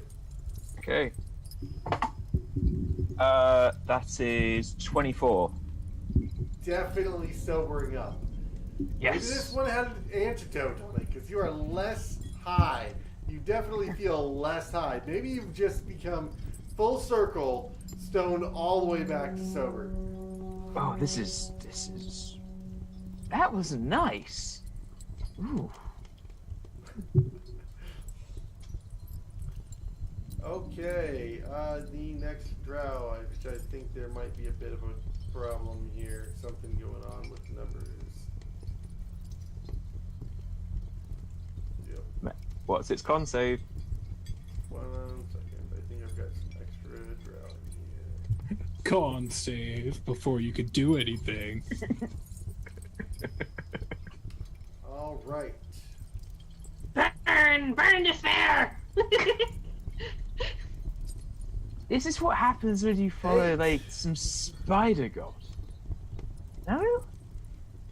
It's not very nice. They have done this to themselves. I know. I'm just an instrument of God. Next All drow, right. number 6. 15. Fails! 26 points. Smash and cast. Oh my god. Drow number 7, who has been previously incinerated partially. 19 succeeds. Is going Succeeds. to make an attack against Shaw because all his Why friends not? are no more. 21. Hits. 3 points of damage 3 points. and con save. Can't say. That is a 26. Definitely gonna succeed. Damn. Okay. Something tells me these CR 1/4 drow aren't doing it for you. I don't know. That's their CR rating? I feel bad now. Yeah, you're murdering bit, yeah. peasants effectively at this point. We're slaughtering all of Corey's little buddies. These were supposed Terrible. to be your friends, okay? Were they? I don't know. I'm not Yeah, saying. okay. I'm just saying That was, generally. that was actually what Honey was gonna start asking about. Because she was like, we didn't even ask them if they're here to fight us. And I that's when mean, I'm pretty sure we might have come across troglodytes in the past. They're not Yeah. But, I mean, but the this- troglodytes tried to run, and Honey was just like, that's different. Why are you running? I mean, when in doubt, you know, Will Smith, Wild Wild West, shoot first, shoot later, shoot some more, then ask some questions. I was hoping you were gonna say Cast when in first doubt- and ask later. Yeah. I thought you were gonna end that with like when in doubt, cast speak with undead. Do I have that? Do you? I don't. I don't know, but Oddly fitting Never though. I could have. You I can't mean- ask questions if they're dead. Actually, I have the spell, so we're good. Technicalities. Maybe we can find something to help with that if we gotta ask one of these I little mean- beasties something later. I mean, we could carry the corpse around. That seems unnecessary. Knowing us, we're gonna make plenty more in short order. Well, all we technically would need is the head. So Head. from it, so I'm not carrying that around. we could just collect a bunch of heads. Not just it. cut those heads off, so we can ask them at a later date. What if we cast prestidigitation on them? Would it actually clean their heads and cauterize the wounds?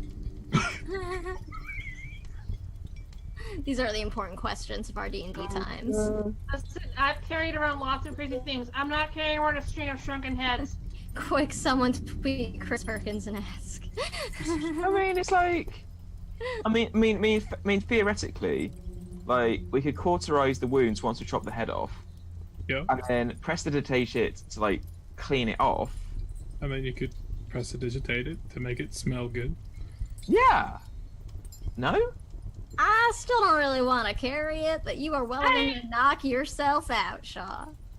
Listen, if you want to look like a psychopath, yes, be my guest. Carry the heads. This is bugbear level. I mean, I mean, so long as we're not, just talking to them when they're not talking back. I mean, that is also concerning, yes. You A know. little bit, yeah. I mean, is it as crazy as talking to like Cthulhu though? Not if Cthulhu talks back. What's a Cthulhu? So hang on. So we're all in agreement. It's not weird if they talk back. Oh, well, yeah. It's true. No, it's weird. No, I mean, if you're a bugbear, this is normal practice. Your gods talk to you through the severed heads of your victims. Oh. Do they? I learned that because in one of my other games my wife ran, we convinced the bugbear to kill all of his allies by making the heads talk. Okay, we just need a gif of the more you know. Gemmeline. What Look, it's exactly the are game. you? Yes. As we delve deep into the religion of the bugbears. Yeah, that's dark. Let's see. I mean, it looks like this here sickening radiance is starting to make quick work of these troglodytes. Do you want to finish them off, darling? I mean, I'm not sure if it quite would, but I could certainly do what I can to help a bit. Oh, I'm sure you do amazing, darling. I mean, alright, Watch out, y'all. And right so it catches the troglodytes from troglodyte 9, 1, and like 5, and I think 4. I'm just gonna go ahead and drop an Evard's Black Tentacles right over there. It's a 20 by 20 square. Smash and cast. Yep. Smash a You can get cast. those. So when a creature enters the affected area for the first time on a turn or starts its turn there, the creature must succeed on a dexterity saving throw or take 3d6 bludgeoning damage and be restrained by the tentacles until the spell ends. Creature that starts its turn in the area and is already restrained takes an additional 3d6 bludgeoning damage at the start of its turn. Plus sickening radiant. Creature restrained can use its action to make a strength or dexterity check against my save spell DC. It's a grapple. Okay, perfect. That is disgusting. As these massive black tentacles come squirting up out of the ground and black ooze begins puddling around it. And it's like almost like Ursula from Under the Sea. What is it? Boy, my brain's not firing today. Little Mermaid. Little Mermaid, yes, thank you. Squirting up out of the ground and just like starts grabbing these troglodytes around it. And Jimline is far enough back to not have to worry about the troglodyte stench. Yeah, I'm just hanging out where I am for now. Mm-hmm. Troglodyte number 1, numero uno, is going to make a dexterity saving throw. Because they're so dexterous. That target was what? What was that target? 17 is my save DC. Yeah, that's not going to succeed. So the first troglodyte is going to be grappled and restrained. Yes, and that's a 3d6 bludgeoning as well. Let me just, let's see. Ooh, 9. 9 points as this octopus-like arm just begins crushing the very life out of it. You can actually hear the bones snapping in its torso. Ooh. I was just staring at blackness. It's like, Troglodyte number 3 is going to make a How about the save. con save? Oh, shit. yeah, it's still gonna do that. Yep. That's gonna be a You're con welcome, save as DM. well. High-level Okay. casters. Succeed on the con You're save. juggling a lot. And is that one will be immune for the next hour, correct? If it didn't get it, Yeah, it succeeded. if it succeeds, it just says as to when a creature moves into the spell's area effect for the first time or on a turn or starts its turn there, the creature must succeed a con save. It doesn't say if it's immune Oh, it afterwards. doesn't gain immunity yet. It just every single continues. time. Wow. Okay. Uh, Well, he succeeded that one. So he's just burning, not just burning and being crushed. Yeah. I'm sure this one will fare much worse, though. So we'll go ahead and start out with the con save of 14. And, Fails 26. Natural 20 against the arms. As it's fighting off the arms, it's not really noticing the fact that it begins burning in this flame, this sickening green light, and it unfortunately is not winning that fight. Is no more. Yeah, Troglodyte number 4 is now going to make a con save and fail, as well as a dexterity save, which is a fail. This one is going to be crushed and immolated at the same time. Can like just like Shaw and Gemmaline just like go over to each other, just like fist bump? Yeah, I think that's what's happening right here. Jesus. So Troglodyte number 5.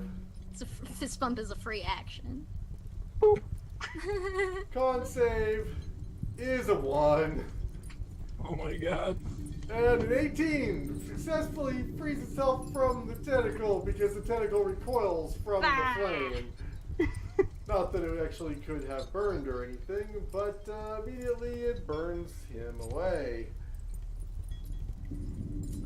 And troglodyte number 9, you are right there.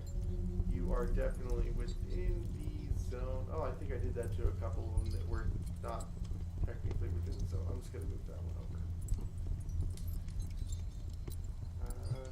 Yes. That one's being That's how grappled. you clear a room. This one is still there. So he will have an attack. Oh, he's still got to make his con save, though. 17. Succeeds. Succeeds! I get to attack with something!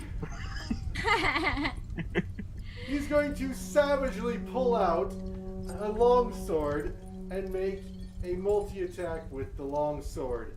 As he's gone full berserk now, and he has lost his commander and watched the rest of his troops terrifyingly be destroyed. Hemet is the one directly in front of him.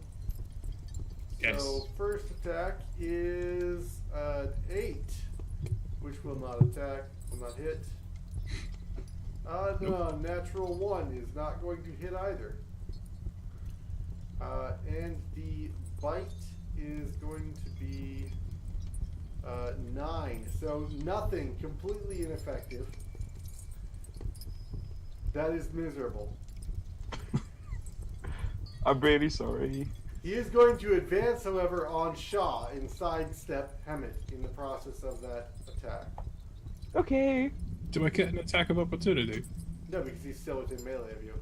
But he did step out of the circle. Hemet, it is your go. You will need to make an attack. Or, sorry, you will need to make a con save. Right. You got the resistance to poison, though. So you have advantage on this. Oh, okay. Well, that's good, because it's a 26. 26 would be... Let's move that to... It fails. There's a secret boss. It would succeed. It would succeed, obviously. Yes, so you succeed. You are unfazed by the stench. Alright. Alright. So go ahead and lay some of these things down before they get all, like, attacking you. Before they get any of their hope left up at all. Yep. Alright. I'm going to attack the one that sidestepped me. It's a 22. Yep, that'll hit. For 11 points of damage. Oh, yeah, wouldn't you know? That's more than he's got left, and he goes down in a stickety stackety little slish slash puddle of goop. He is no more. Alright. What's left? One to your other side. Alright. I'll attack that one. So 26 for 9 points of damage. All right, that will be 9. Okay, he is still standing. Not for, oh no. It's natural 1. But I'm a halfling. That's Lucky. still a natural 1. What? How lucky is that for the troglodyte? Yeah. Natural 1 into a natural 1. It was bound to happen. Clearly, it was Timora's will. Wait. Do I have anything? Honey. Yeah. Well, unless you got something else, Evan. Nope. Ooh, honey, what do you got? But depends what's left. Nothing in melee range of you. You could sidestep 5 foot to your right, and you would be within melee range of one of the last remaining troglodyte. There are 2 drows that are still out there in the middle of the conflagration, the sickening radiance, that have thus far resisted.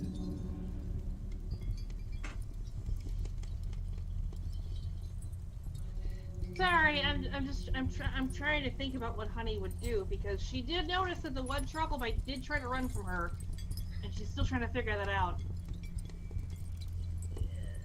I think I'm gonna yell in Undercommon. What are you doing here? To the troglodyte? Yeah. Because I heard somebody talking Undercommon earlier. I don't know who it was.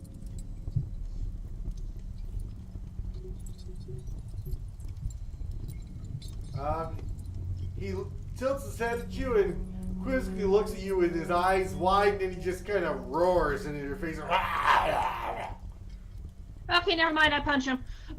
I tried. Worth a try, dear. Roll me a nature, actually. Nature check. Oh, okay. Let me see what my modifier for that is. Nothing. All right. 5.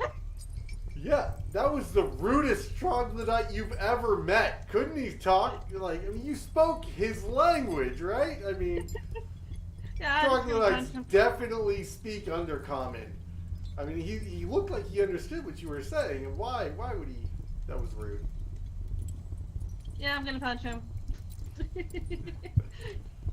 I'm only gonna attack him twice though, because I don't know. Well, okay, so 16. A 16 will hit. Okay, and these things are super fragile it seems, so I'm gonna roll my damage and then roll my second attack. So that's 8, that first one.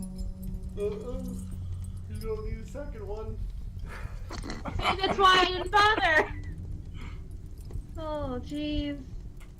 Yeah, so that one goes down in a pile of bones and just flesh just flopping to the ground.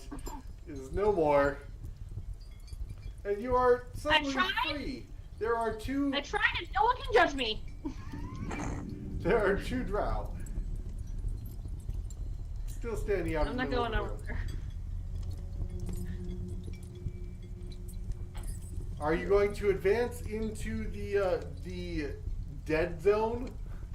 No, I'm not. That's what I said. I'm not going over there. I'm not going over there with the deadly, horrible light show. Yeah. I'm staying far over here. Shaw. That was Hello. a year ago. Hello. I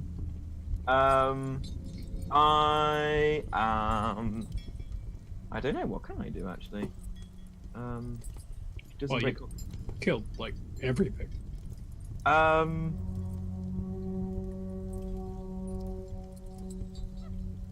You know what? I'm just gonna, I'm just gonna sit down and just brush myself off, and just go back to lean on Honey and go. Here's your vodka back. I'll wait. Vicious. We'll go root the bodies round later. It's all good. I just need a breather. I don't know about you. Just. This drow is going to have to make a con save. Drow number 15. Con save +0. Hey, 17! It succeeds. He's going to make an attack against Hang on. these... Is he within Gemeline's black tentacles? No, these 2 specifically were not. That's why Just they're still outside. here. So that will be the hand crossbow with a 12 to hit. Who is he hitting? You. Oh Shotgun. yeah, fails. I Fails. think so. So an arrow, like a short, tiny little like fist-sized arrow, clatters off the stairs next to you. That was Hello. And Are you not dead yet? Please die quickly and effectively. Please. going to step out of this space. Next will be drow number 7, who is going to roll a con save at 19. He succeeds. Is then going to move out of the area and make an attack on Shaw. Go on. Can't imagine why. 16. I have no idea why at all. It's crazy. 16 hit? It's just So rude. what was it? 16? Yeah, that hits. Oh my. 4 points of damage, and I need a concentration check. Okay, which I have advantage on. And a con save against the What do you want? What do you want first? Go ahead and make the con save. Okay. Resolve the attack. So that's a 15 con save. You succeed. You do not succumb to the poison. Okay, and the one for the Concentration. yeah, and the concentration check. That's 22. Yeah, that'll succeed. Yeah. Yeah. It's the, I believe it's the damage plus 10 or something like that, Yeah. which would only be a 14. Okay, so next will be let's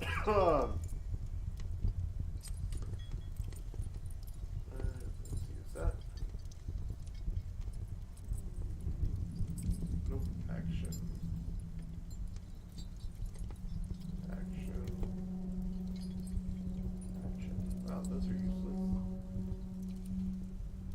Okay, next is going to be javelin. You have no line of sight on anyone. Right. Let's see. So 5, 10, 15, 20, 25. All right. I'm gonna zip on over here on my broom. And then I'm gonna Eldritch Blast drow number 7.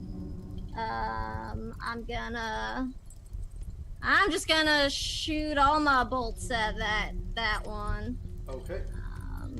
Let's see if I can remember how to do this on Fantasy Grounds I believe they now. all get separate attacks. They do, yeah. So I get 3 at this level.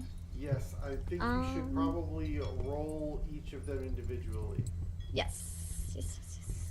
Like one at a time before declaring targets, because these things are squishy. Right. I'm just trying to see if I can figure out how to do it here. Oh, that wasn't right. All right, I'm just gonna roll it with physical dice. Let's see. Oh, that's not good. That's just going to be 11 to hit for the first one. That will not hit. Second one is a 13. Damn. Will not hit. Third one's a 19, though. The 19 will hit. All right. And that's gonna be 9 force damage. 9 force damage will be enough, and as this smoldering black and purple crackling energy comes flying out of your arm, all 3 of them, 2 of them strike the wall behind this drow, but one smacks it square in the jaw and lays it out. And its face is a smoldering ruin. And that's all there is to speak about on that poor, unfortunate soul. Hey, we're keeping with the Ursula theme. Okay. We're not dead. Oh. Yet. Yeah. Still got one of these guys left. Hammett, why don't you earn your keep this fight? I killed a demon. What? This is going to be the invincible drow. That'll be hilarious. I'm gonna go and I'm gonna go stab the invincible drow. Alright. He secretly has Amandius. So, as you charge through the conflagration pit that has not dropped concentration yet for some ungodly and inhumane reason, I'm going to need a con save. That's fine with me. 20. Two. Yeah, it succeeds. That'll be enough. And you charge directly over to the drow. Yep. Take all 3 attacks on him. That's a 17, 23, and a 29. all 3 will hit. Right. Do you want me to roll damage? Because the minimum is something like 27 points of damage. Well, I will just say that as you hack and slash in a rather rapid fashion, nobody really recognizes exactly what you did, but the result of your combined attacks is the tattered remnants of one previously humanoid individual that now looks something more like a Slurpee. Ooh. That is just disgusting. Yeah, it's not as clean as I would have liked it. How did you And sheets do that? it very quick for a little one. Okay. It took years of study. I mean, you'd have to be a samurai to understand. It's the ancient code of the samurai. How to make slushies. How to make slushies. How to make shaved ice out of people. It's about the resonance of the strikes and the angle and using them off of one another, and it vibrates them into a fine paste. Okay, so, yeah, that will nicely wrap that one up. Out of 13 possible hit points, he had 27 minimum wounds. That means that you pretty much cut every single portion of its body into not its body. Okay, so you stand amid the mushroom farm on a ledge 40 feet higher than the floor below. Staircase is carved into the north wall, ascending up to where you've just come from. A drow mage named a pile of corpse, and no longer relevant to plot points. And her 6 troglodyte guards lay at your feet.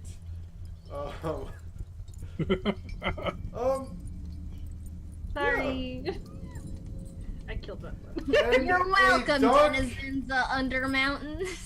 and a dark cackling laughter comes from the darkness above in the ceiling, as Muriel is very pleased with your efforts. This guy. You know when I find you, I'm gonna stab you, so stop laughing. Well, Can hang we on a see minute. him? If he's laughing at this, that can't be good.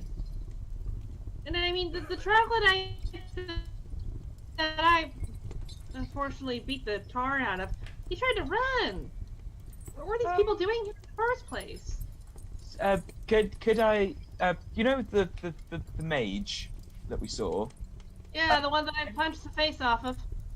Shall I just, do a quick rummage?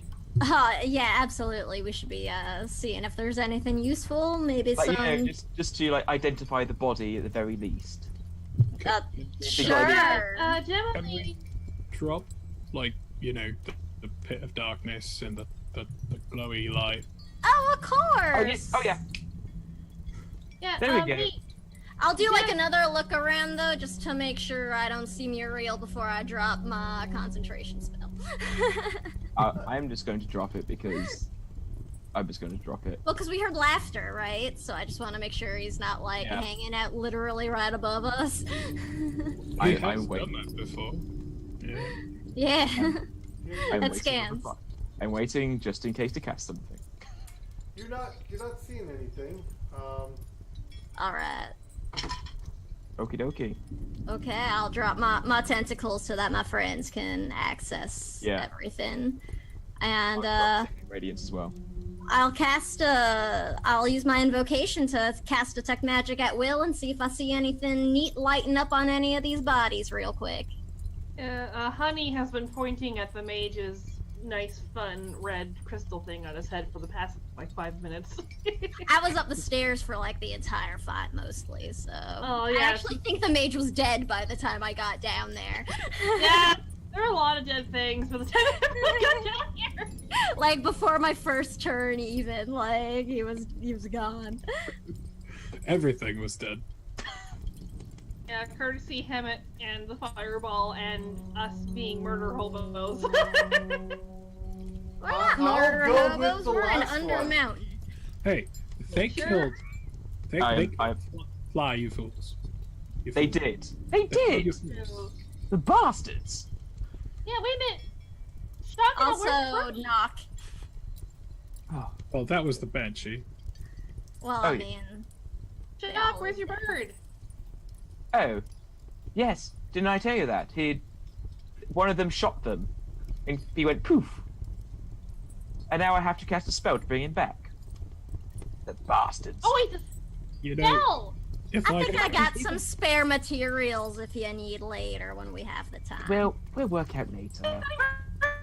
Bird! Like, he was magic? Yeah, he was a magical celestial owl. The same way Lenore is. And I like poof my raven back out. I She's thought not it as was useful raven. down here, though. if I could do that with Knock, that'd be great. But I can't. I I'm thought you could sorry. do raven. You can just make animals? I mean, Well- certain animals, and you gotta Yeah. have the spell ready and all that. And Yeah. I like pat my spell book. That's like hanging from my. Is that why you kept grabbing my hand? Yes, because I can see through him. You didn't tell Was me that that always a- part. I thought you were just grabbing my hand because you could. No. Well, I mean, I figured you knew. That's all You've used Lenore before. You've never had to use me for anything, though. so- You just Your sit there. voices seem to be Wait. echoing loudly throughout this massive cavern of mushrooms. Yep. As per normal. Oh, did my spell light anything up? Also, Which spell? Sorry. detect magic. Oh, for the drow that you were each carrying the +1 chainmail and +1 short swords. Same as the previous drow that you had encountered. All right. Well, I mean, Shaw, I don't know if any of these are useful for you, but you know, we got some +1 stuff here. I'm good. I want to stay back a bit. And I'm I not- definitely understand. I mean, the only thing I know about swords is that you stick them with a pointy end, you know. And it's That's pretty much all you need to know from what I can tell. Yeah, more or that's less. all you really need to know is just stab them with the pointy end. You can try with the blot end. Sometimes it works. You I mean, hit it with I'm- it. I mean, maybe I should like take some lessons from you, Hemet, sometime. I could show you a thing or two, probably. Oh, jolly good. I can't wait to see this. So the birds are magic, and you do stuff through them. Yes, we can. I can see. I mean, I can see and hear through them. And if I wanted to, I could cast some spells that touch people through them. Oh, that explains a lot. So you didn't tell. No one tells. I don't know how magic works. You guys just say, "I'm going to do a thing," and then stuff happens, and then you're like, "Oh yeah, I did this thing," and everyone assumes I understand, but I really don't.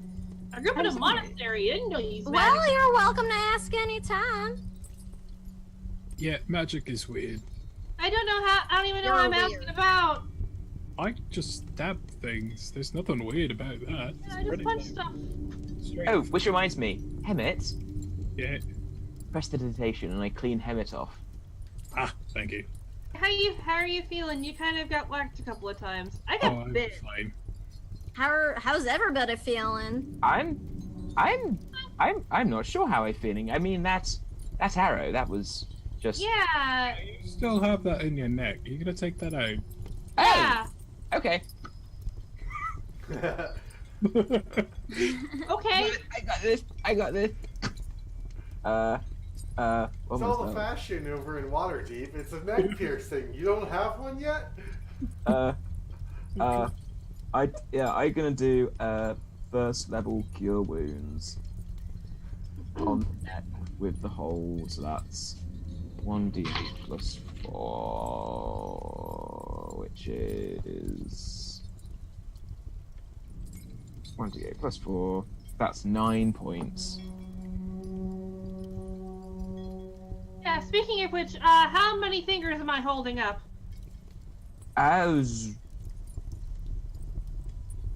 how many fingers do you normally have? 10. Oh, They're not 10. You weren't holding up 10. She starts doing this. Yeah, exactly. She's like messing with him now. That's That's yeah. This. That's not very nice. Ooh. Ooh. You do magic? Can you do magic as well? Like. No, I can't. I'm just shock. Wait, that's all you have to do magic. Right. As soon as Hemet starts wiggling his fingers, I do prestidigitation to make some small lights just like glow around his fingers. I don't Hemet, like you figured this. it I out. don't like this. Turn it off. Hemet, I have you're too a much wizard. power. You're a wizard, Hemet. You're a wizard. Yes. You're a wizard.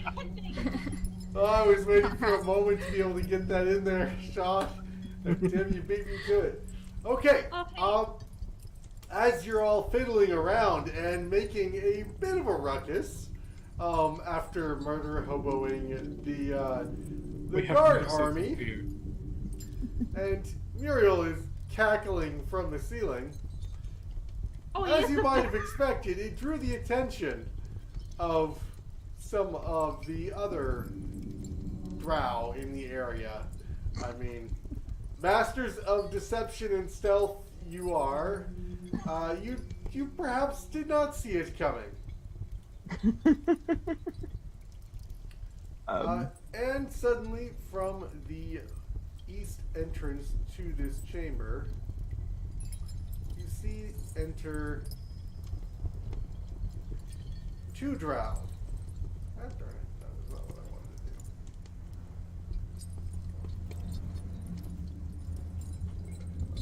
do. Him sees the two drows, just like, you're gonna need way more than that.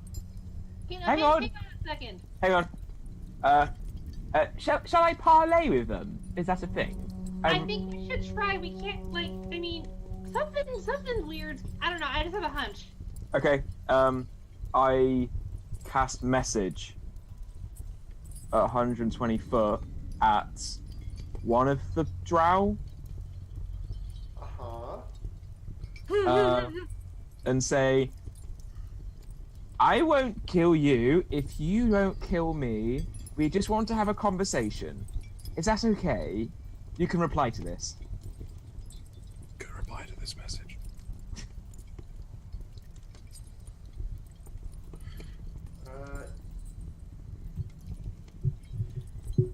You hear back and you run. What is this? Cast again. Oh, this is a message spell. You know, I can talk to you and you can talk to me. You know, it's so we can talk. Is that okay? You can reply to this.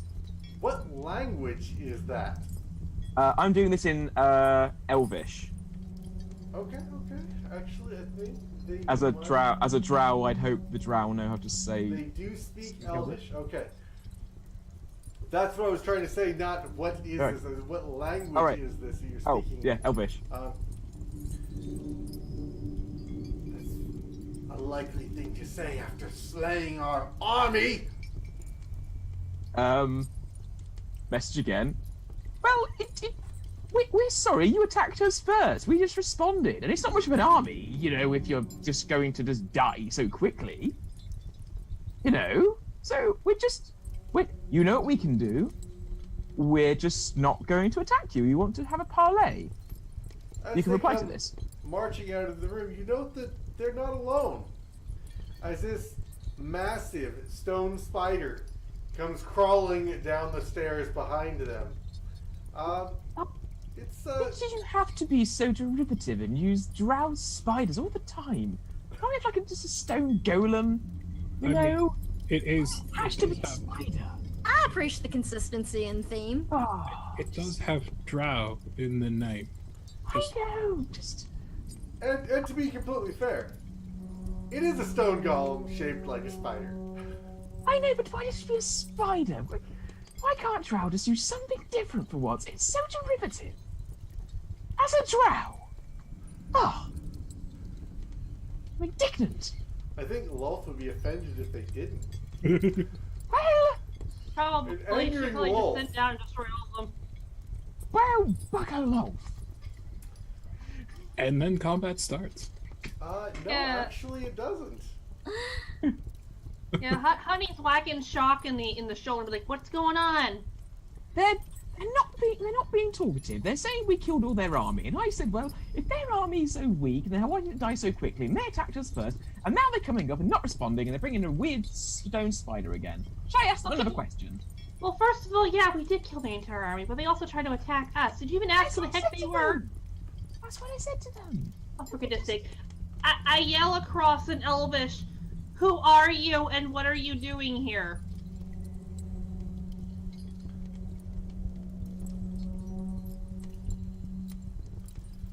So the lead mage begins to respond. Says, I'm Guard Captain Feldwith of the House Arendar. You will desist your aggressive actions. I yell across, they attacked us first. We're sorry. I have no idea what's going on. Name yourselves, intruders. Alright, I wave. Hi, I'm Honey. Stop talking in Elvish. I shoot up dancing lights toward in the four globs in a straight line towards where the drow are, just so we know where they are. I'm trying to be polite and make this nice and light again. Oh, the room. This actually, there's a lot of bioluminescence in here with the all right, okay, and everything, so you can actually see quite well.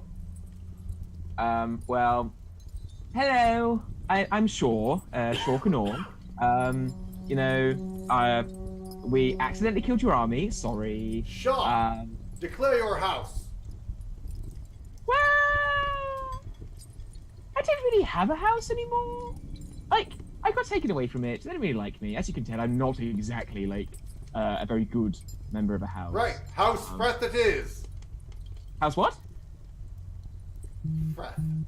He said Freth. Oh, F-R-E-T-H. okay. I think he just said you're a house nitwit. Oh, okay. That's rude.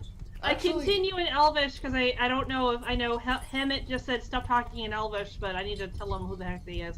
It's like, this is Hemet of House Halfling. This is Gemaline of I don't know. House something. Gemaline, I forgot your last name. What is it? I'm the Lady Gemaline Aberrell of Smashing Cast. We are an adventuring party, and if there's something that we might be able to come to an arrangement together in light of this recent misunderstanding, I think that would be most amenable to both parties involved. I might have Okay, I known. translate all of that, probably very haltingly, and then I'm just like, and like I said, I'm Honey of House Nobody. Shaw Canor of House Freth. Hello. Do you speak for these other intruders? Well, yes. I Very do. well, they're all traitors. Sound the attack. Oh, that's rude. That's just rude. Sorry, I'm they're gonna attacking. take it from all of I'm this. sorry. Sorry. They're Yeah, attacking they're- us. Yeah, they're gonna kill us all. Roll to see if you know House Freth. From Drow well, Society. Give me a history check. okay. 8. Yeah. You, House Freth? They might be traitors. That's about all you know. You've heard a bit here and there, but mostly that they are power hungry and they're just trying to overtake, some distant stronghold somewhere. That's it. That's all you really know. That's not. Oh, that's just rude. How dare they put me with that house? That's just. Can't I just be without a house? These. Ugh. Right. Well, they're about to attack us, so. You want to. Shall we try and kill them, or not kill them, or. Can we surrender, or will they kill us? They're gonna. It's the drow! Why would we do that? Yeah, that's not a good idea. I don't know. Like, we just keep killing everything we find. Well, I we don't know, were guys. standing on the But they're corpses attacking of us first! allies. Yeah. Do we still hear creepy Murial laughter around us?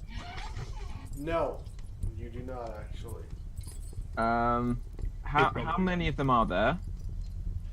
Currently, there are 2 drow and 1 giant crystal spider. Ask if they stand with or against that scorpion guy who's been chasing us. Okay. Are you against Muriel or with Muriel?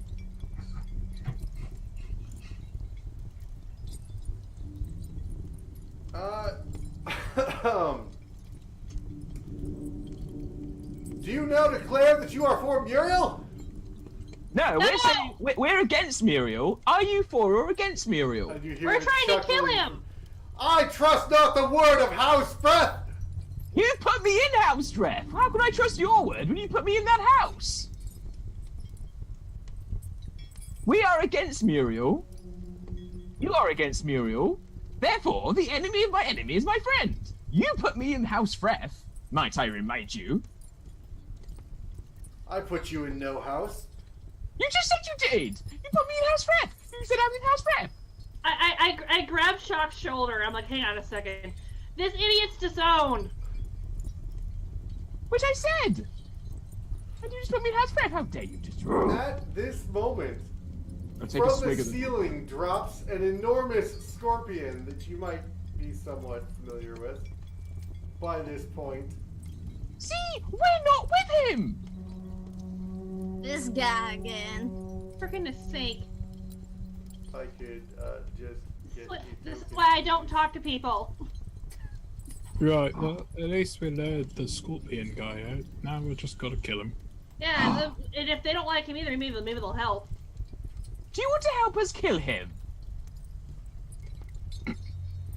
He actually comes jumping down out of this area up off the alcove off to the right, and comes slashing downward and begins attacking one of the drow. Okay, Okay. I bonus action cast Guiding Bolt at first level. Let me Muriel. resolve Yeah. his attack real quick.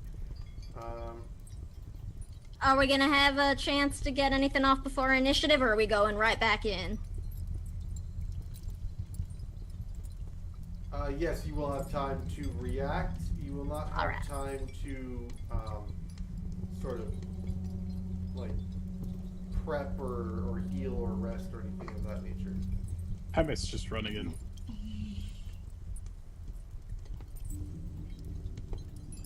Alright, so there is a stairwell to the southeast of you where Muriel just came from. Okay.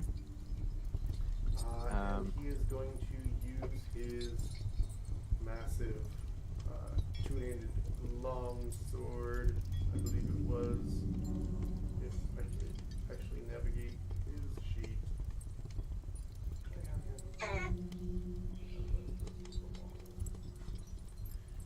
You know, I gotta say, the interface is not working super well for me today.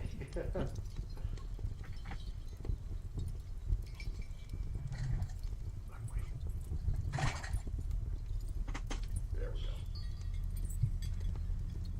go. Alright, so actually, as Muriel comes charging out, we will take Hemmett's 22 initiative to go first. And we will run through player responses, and then Muriel, just as a half action as he comes charging out, he will have an attack action on this, and you will all have your move or attack, one or the other. So Hemmett, Oh no, things are falling. Oh no. We're good. Hammett's gonna run forward. He's gonna pull out his sword. So like, I'm gonna finally cut you down. I hope you realise this. okay, so you go charging out. He is a long, long ways away, so it will take a full dash to. Yeah, I'll take a full if dash. you jump off a 40-foot ledge to get to him. Yeah, I'll jump off a ledge. Okay. Alright, so that will be midway through. Roll an acrobatics check to see if you can lessen the fall by rolling. So it's a 27. Acrobatics. Yes. Okay, you are able to reduce the falling damage by 1 increment of 10 feet. You will take 3d6 points of bludgeoning damage. For a total of 9 points of damage. Fantastic. And you are able to get within melee of Muriel. Okay. Alright. Next is going to be Muriel, who is going to use a longsword attack, multi-attack, against this Drow Mage.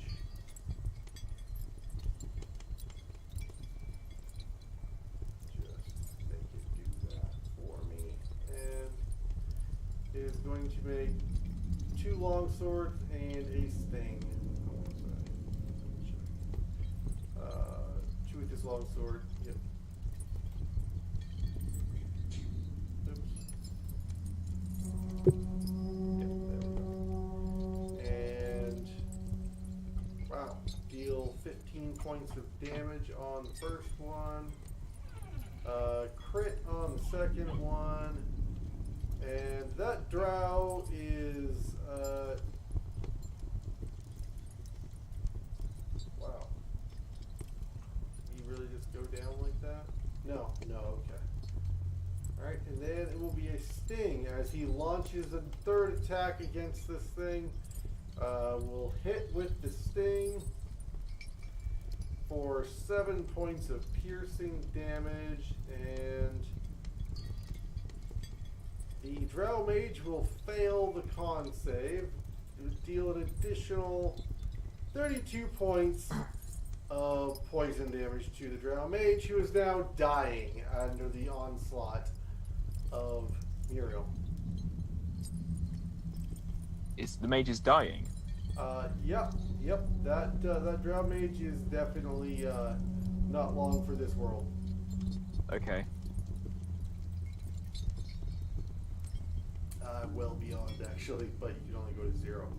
So next is going to be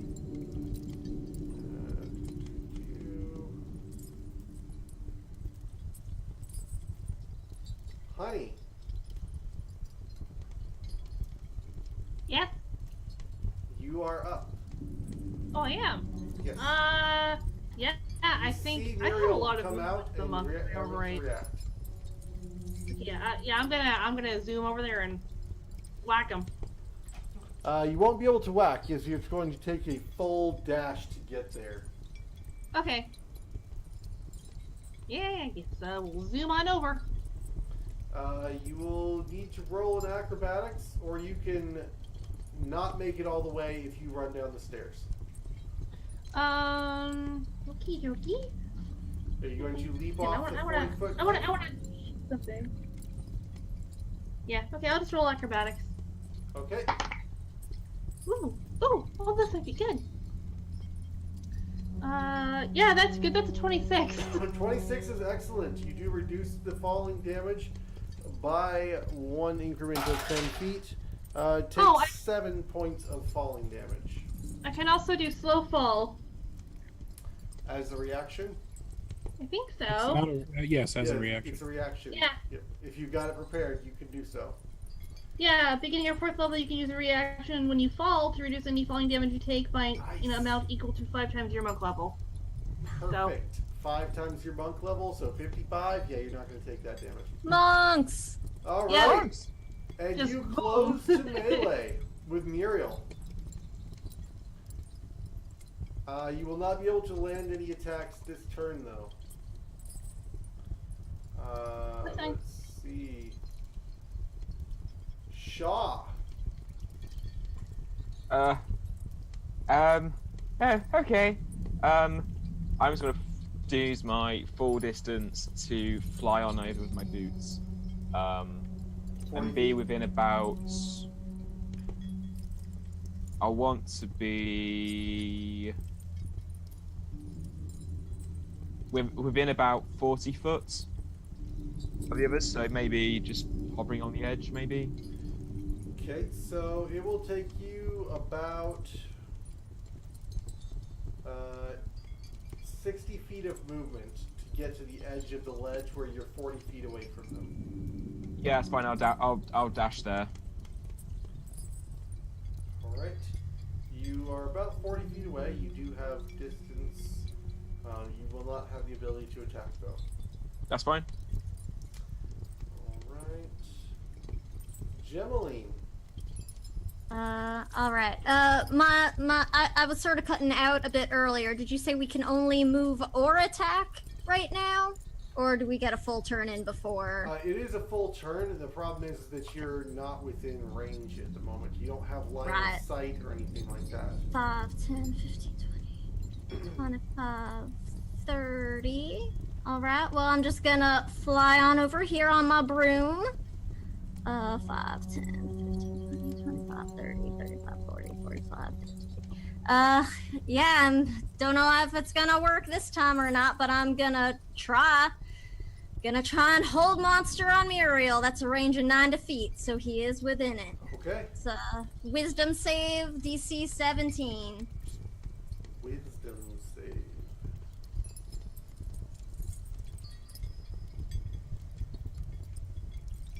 Oh, how about a natural 1?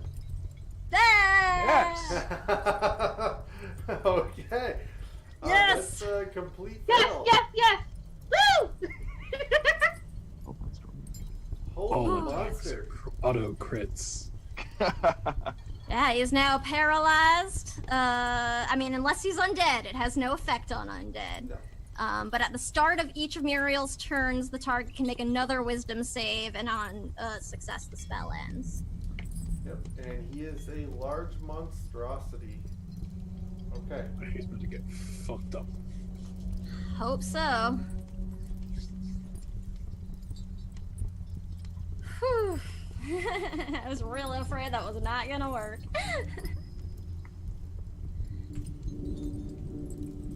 All right, and next is going to be the top of the round for everybody in full action. Actually, I'm just going to do the drow mages real quick and this crystal spider. No, not. Top of the round. Hemet. Hemet is going to use his bonus action to activate his fighting spirit to give himself 10 temporary HP Okay. and advantage on all of his attacks. And then he's going to cut it to the held scorpion. Auto crit. Yep. It's a natural 20. Ah, Yes, yes! double crit. Yes! It's a Cast 20 and smash! Cast and smash! and a 25. Smash and cast. Cast and smash! 25 points of damage, you said? No, I was rolling all the attacks. It was a 26 and a 25. All 3 will hit. Alright. First one is a crit. Well, they're all crits. Yeah, they're all crits. I'm gonna have to do this math. Oh god. It's 21 for the first hit. Alright, and the whole monster, if you attack them, does it break the spell? No, it doesn't. I'm asking. Oh. It does not say that it does. So it's 37 plus 5. There's nothing about taking damage affecting it. Okay. At least not in the D&D Beyond thing. I don't know if the as written in the book might be different. 56. I don't think so, though. Nope. It'd be a charm monster that he gets to save every attack. Nice. That is rough. Okay. It's Nice 56 going, points of Muriel. damage. What is that? 56. 56. Yeah. And Take a short that rest so I is don't have my action surge, so magic. that's it. So, okay. And that is, let me make sure.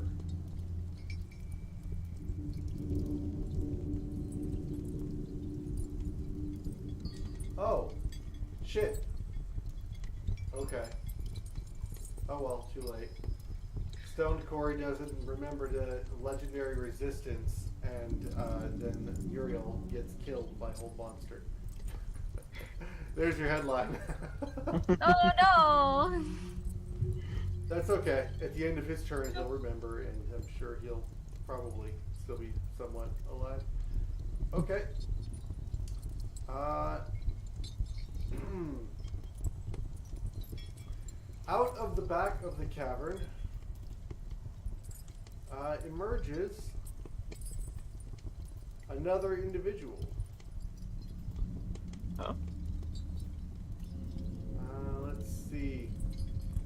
Another demonic-looking creature.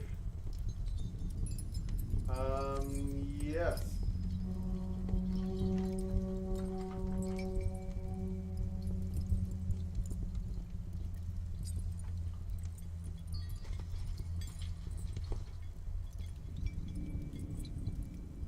Everything is fine, y'all. Everything's great. Another Looks very demonic much creature. like a demonic spider. Half spider, half person. Not Drider, but very much anthropomorphized spider. Does he look like Muriel's terrible brother? Maybe. Spider-Man? And spider. Comes walking out and is going to see what is going on with the combat below, and I'm going to give him a perception roll to determine what is going on.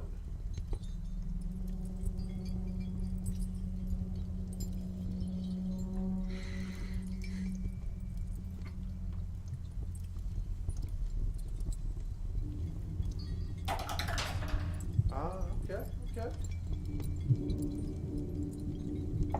Yeah, he thinks he has a fairly good understanding of what's going on in the situation below. Yeah. There's some drow, and there's another thing, and they're all attacking Muriel. Maybe. Or maybe Muriel's attacking, I don't know. There's some funny business going on down here. Okay, so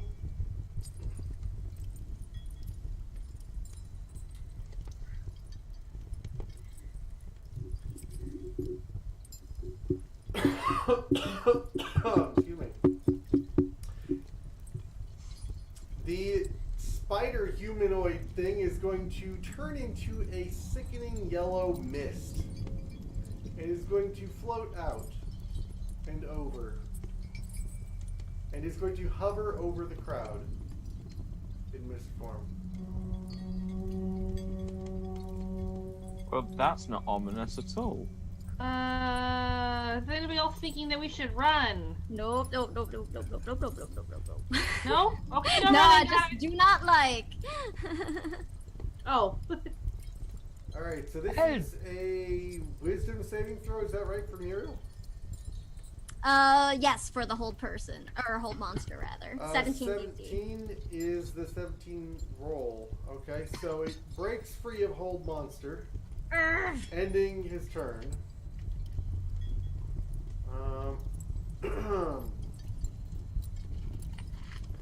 Well, at least we got a bunch of crits. And wasted a turn. And wasted a turn. From out of that same alcove among the stairs emerges another creature. This one... And the challenge difficulty skyrockets. We brought it on ourselves. Yeah. This one is an elf, very well dressed. Oddly enough, not drow, but elven. He sort of looks around and begins waving his hands and speaking in Undercommon. He seems to be issuing battle commands that would be predetermined in regimented combat, signals not decipherable by the opponent.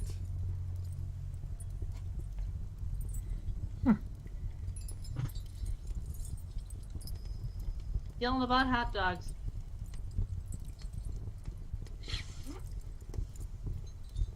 Using battle signals.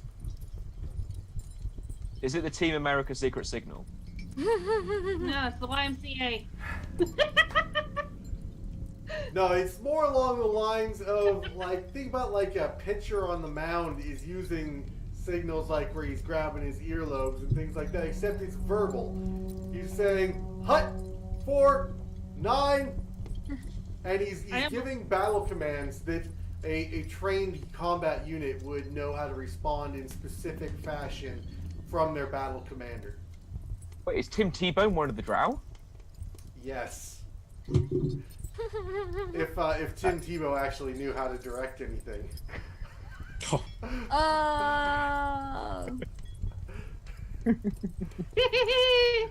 Oh. Sorry. That Cutting was a cheap words shot. fire. Sucky damage. It's okay. I'm from Seattle. You know, Russell Wilson, okay? I'm just going to say. I really don't.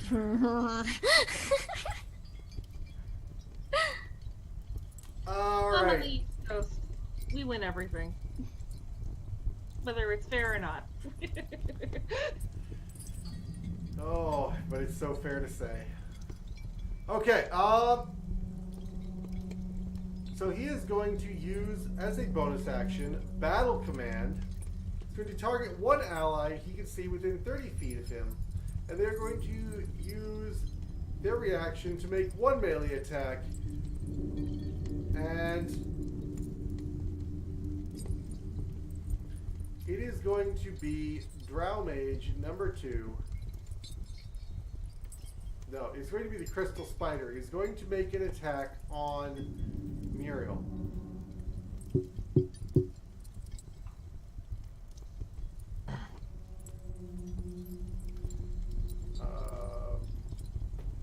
Which is going to be its slam attack for a total of 21, which will hit Murial for 16 points of bludgeoning damage against poor, unloved Muriel. I don't know why nobody loves Muriel. I love to cut him. Muriel.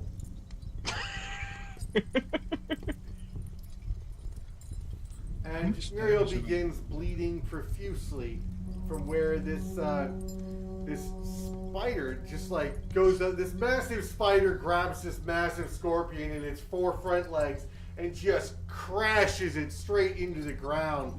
And he actually like sort of almost drops his blade because he's so brutally pulverized into the stone floor. And you can see that gore begins to seep from between his exoskeletal plates. Next is the spider, who is going to attack with a multi-attack against Muriel. You know, this makes it a whole lot easier if I just actually target Muriel.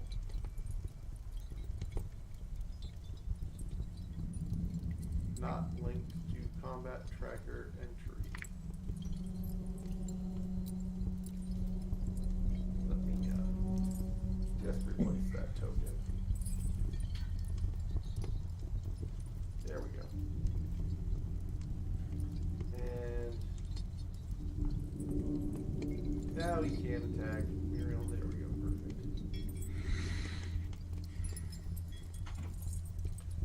And 17. Wow, is going to be a hit for.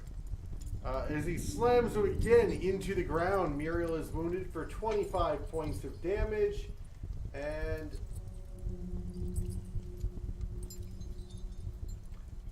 slams him one more time into the ground for another 24 points of damage, which apparently is not magical, but is not being reduced. It's not even applying it, actually. Come on.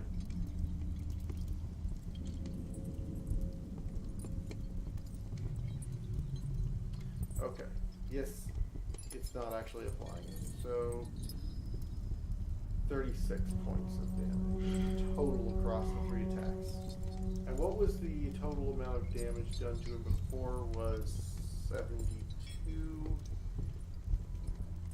Perfect. Okay. Next is going to be Drow Mage number 1.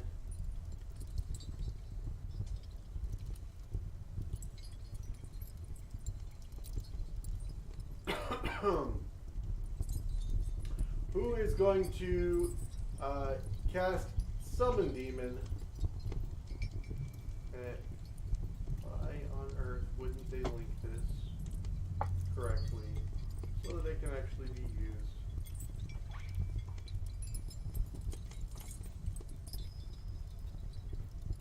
He's gonna do something else, because screw that.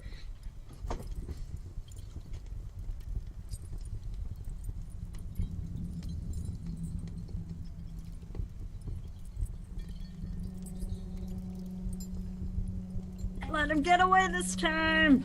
I don't think he's gonna get away. I'm just gonna be honest. I don't see it happening.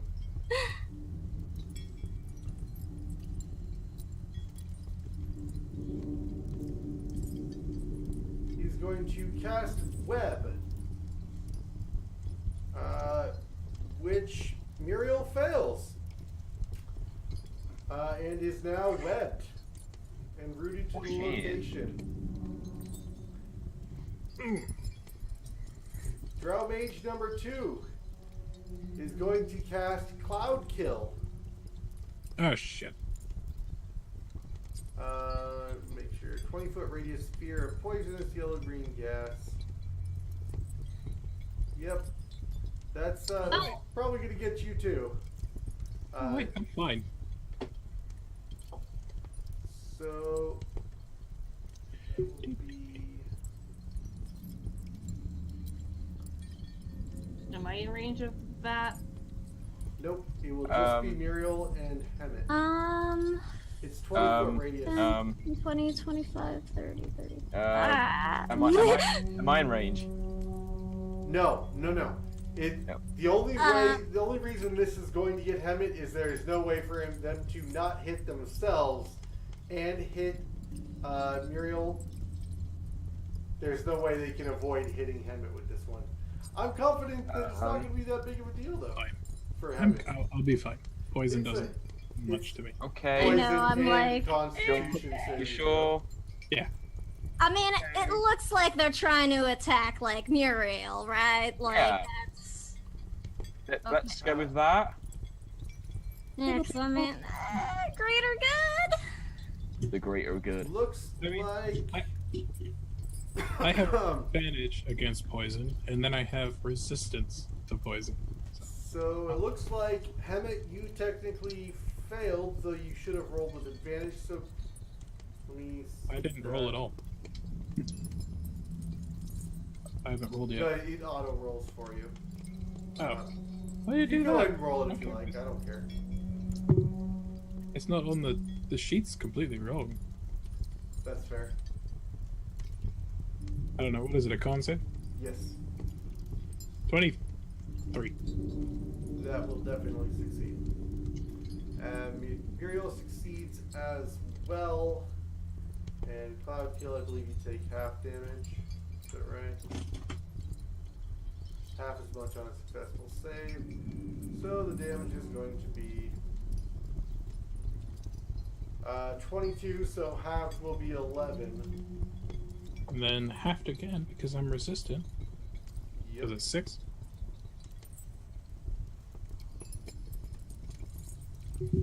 Perfect. Okay, so next will be Honey. Hello. So why didn't I think about Cloud Kill? Is that like an instantaneous this thing goes away, or is there still a giant cloud of death around me? I'm seeing yes. I'm seeing nods. Oh yeah, it lasts for the concentration. Well, I mean, I am immune to poison, Actually, but I wouldn't screwed that know up that anyways. this thing's not poison. Drow Mage 2 was dead. I just didn't remove the token, so don't worry about it. Hammett, you can return those hit points. Yeah, okay. Alright, I'm gonna... Yeah, I guess, I don't know, I guess I'll just run in and smack the crap out of Muriel, and Get enter him. the... Yeah. Yeah, although granted, I'm trying to figure out, because of my immunity to poison, how would this spell affect me? Am I still gonna take damage? I guess the mage was dead, so the cloud kill's not actually Yeah, don't there. worry. It wouldn't have affected your character anyways. Oh, okay, alright, never mind. Oh, okay, yeah, Like I I'm gonna said, the I'm only gonna one it run would've over and affected hit him. would've been him. Wail on him. Yeah, I'm gonna smack him. Oh, shoot, which dice should I Break his use? face. Hit him good. Oh, I'm gonna hit him great! 16 plus 8 is 23, That'll hit. I think. 24. 16 plus 8. Yes, 24. But either way, it'll hit. Okay. Yeah. Ooh. 12 points of damage for the first hit. Yeah. And this is non-magical bludgeoning, correct? This is magic. Magic. No, my Monks. fists are magic now. Perfect. Monk, monk, monk. And the second attack is 12 plus 8 is an unnatural 20.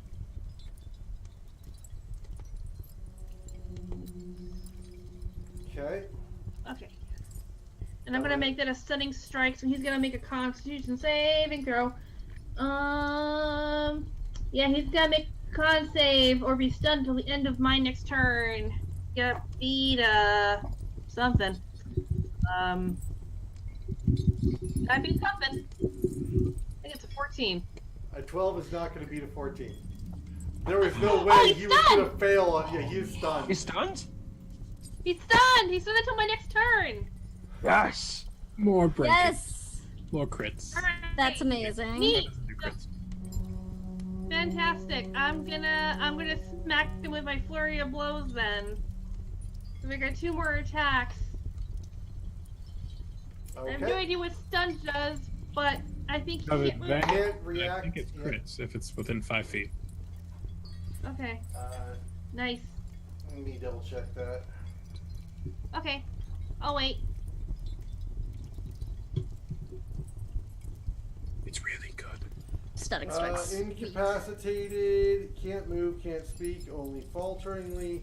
The creature automatically fails strength, dex saving throws, attack rolls against the creature have advantage. It's technically considered incapacitated as well, so it can't take actions or reactions. So you have advantage, it's not auto crit. I'm so happy! I have advantage. Alright, so 9, 13 plus 8, I think that hits him. Yep, that'll be a hit. He only has a 16 Okay, AC. so let me... Okay. So that's 4 plus... So I'm roll on damage. 4 plus... 8, and if... You just said I auto-crit, right? No, you do not auto crit. I don't... Okay, so that's total 8 points of damage for my first flurry. And now for my second... That's a 7. That's another 7! So 7 plus 8 is 15. 15 hit? will not hit. Okay, yeah, that's fine then. But still, he's stunned, guys. He is stunned. All attacks have advantage. Great job, honey. I'm so happy! I hit him! Emmett is pleased. Yeah, I'm jumping up and down. Guys, I did it! I hit the giant bag of dicks. Another drow emerges from the stairwell. This one, a soldier, comes running out with a sword and a shield in hands and becomes very aggressive and defensive at the same time. He is pushing forward with his shield and clearly checking a perimeter, but not making any aggressive attacking motions. from where he is. However, he does choose to use Fairy Fire on Muriel. Woo, drow. I'm with these However, people. yeah, Muriel fails and is granted. All players attacking him will have advantage. Wow, he is totally pwned right now. He's lit up. It's amazing. He's stunned. He's glowing. He It's can't, amazing. he can't turn invisible. A Amazing. third drow soldier is going to come out and begin standing in a perimeter as well, and looking sort of intently at Muriel as tides have clearly begun to change against the in the battle against Muriel. And at that moment, from the edge, descending the stairs quite regally, comes a drow priestess of Lolth. Oh She dear. looks quite unconcerned with the matters in the battle around her, as she is well guarded, with many sentries between her and you, as well as Muriel, who has been a bit of a problem, a bit of a thorn in her side. She says, "Yes, well then, Muriel, I suppose this, for those of you who can speak Undercommon, would understand. I guess today is not the day for you to be making your getaway. One too many taunts, it would seem. Unfortunately for you, today is going to be the end of you." And she reaches down and she begins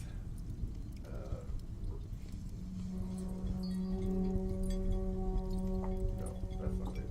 Where is that? Oh my god. I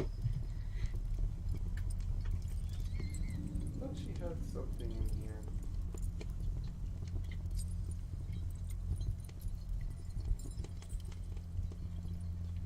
We're gonna kill him.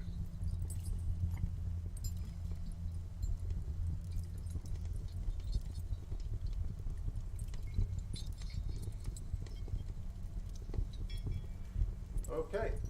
And she reaches down and she points a finger over towards Muriel, and she says, "You shall suffer, and you shall not end your suffering until you have suffered many, many times, many deaths. He shall bring you back, and you shall suffer again." And she casts Insect Plague. Ooh. Onto. Where'd it go? Come on. It'll make me scroll through all this block. Alright, onto Muriel, she casts Insect Plague. And let me just click. Yeah, of course he succeeds. No problem. He still takes half damage. Which will be 19 points of damage as insects begin pouring out of the floor and out from under the mushrooms and just crawling all over him as he sits there still and stunned as they begin picking little pieces of exoskeleton away and carrying away little pieces of flesh. Oh, that's just a nightmare. This lady's hardcore. I like her. Wolf Shaw. is hardcore, yes. This is gonna bite me in the ass.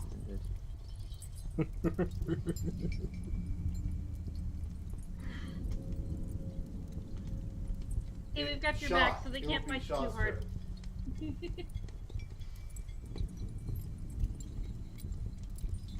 Shocking off. Okay, so, I'm going to cast Guiding Bolt. Oh, one second, real quick. This is actually a 20-foot radius sphere, so I do need Pennant to save as well.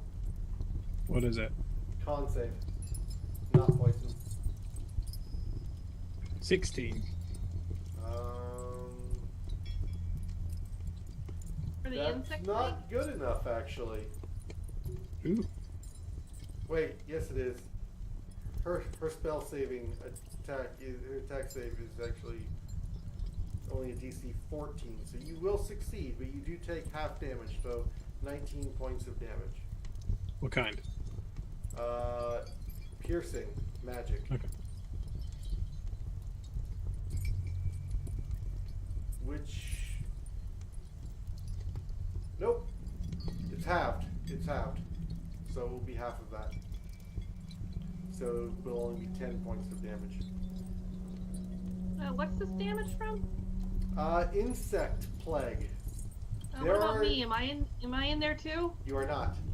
The Okay. biting locusts are centered, well, not centered on Muriel, but designed to attack Muriel. Unfortunately, that means Hemet's going to be the one taking the brunt of it. Okay. It's fine. I have a lot of HP. Okay. I'm making sure that I'm not dodging stuff that I shouldn't be because of the fact that Honey's also a close range fighter. Yes, yes. And these are being specifically. If you could see the battle mat, you would see how these things are being specifically targeted. And Yeah. Hemet's the only one being targeted in the AOE's because of where he's situated. That's me. I wish I could see it. It's fine. I'll be fine. All right. Shaw, sorry about that.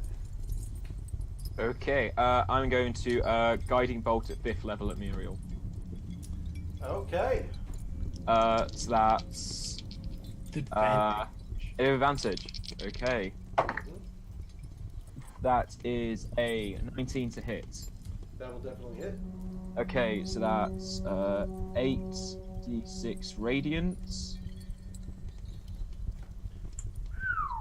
That's 31 points of radiant damage. And because, you know, advantage on the next target if he's still alive. Hopefully he's dead or not. If not, Everybody's got advantage Obviously got against it advantage. anyways. Fairy fire, stunned, and guiding bolt. Yep. Why And not? Because he can't go anywhere. and as a bonus action, I'm going to inspire Gemeline and go, darling, you want to, do what you need to do. You know what you need to do. Go do it. Well, I'll certainly do my best. Oh. That's me done. Okay, next will be Gemeline. Alright, let me just double check. Oh yeah, that's in range. I'm gonna go ahead and hex our good friend Muriel, using another spell for my Iron Stone, so that's not using one of my slots. And he's gonna have disadvantage on strength checks, I guess. And I'm gonna Eldritch Blast him 3 times in the face. Yeah. Roll it up. Hopefully I'll Eldritch Blast him 3 times in the face. Let me see, I wasn't able to get this working before, so. So 23 to hit on the first one. That will hit. That's gonna be 8 points of force damage and 6 points of necrotic from the hex. 14 points. And then bolt number 2, that is 14 to hit? Probably not. Will not hit. You've got the Bardic Inspiration as well. Oh, that's right! What is that, a D6 or a D12 at this level? D6. D6. And you got advantage on your Eldritch Blasts anyway because of Muriel being Oh, I stunned. do! Thank you. Ooh, well, with advantage, that's gonna be 17 to hit with That will advantage. hit. Alright, that's 6 force damage. And Alright. then the third one, man, I'm not rolling too hot. But that one's an 18 to hit. That'll hit. And that's 10 force damage. And Yeah. with the last one striking him, his exoskeleton actually sinks in. The torso begins to split and crack. And you can see the look of rage and fear in his eyes as it suddenly begins to slump and give up. And he begins to relax and slowly sloughs to the floor. His tail laying down gently over his back, and Muriel is no more. Yes! Yes! Woo! And from the top of the stairs, Lady Vlonwell of House Avrindar applauds you. Thank you. I read adventurers. over. I did not catch any of that. I did not hear that. I'm so sorry. I said I run to Gemini, I tackle her off her room, and I hug her. I don't know if you can reach me off my broom. I'm like hovering up I can above. try. She's about 50 feet above you. You'll be Darn. fine for a while. And the applause continues. And the clanking of swords and shields salute you as you are given a hero's reward for recognition for valor in combat with House Avrindar. Though I would hesitate to mention the one small life debt for the cost of my servants.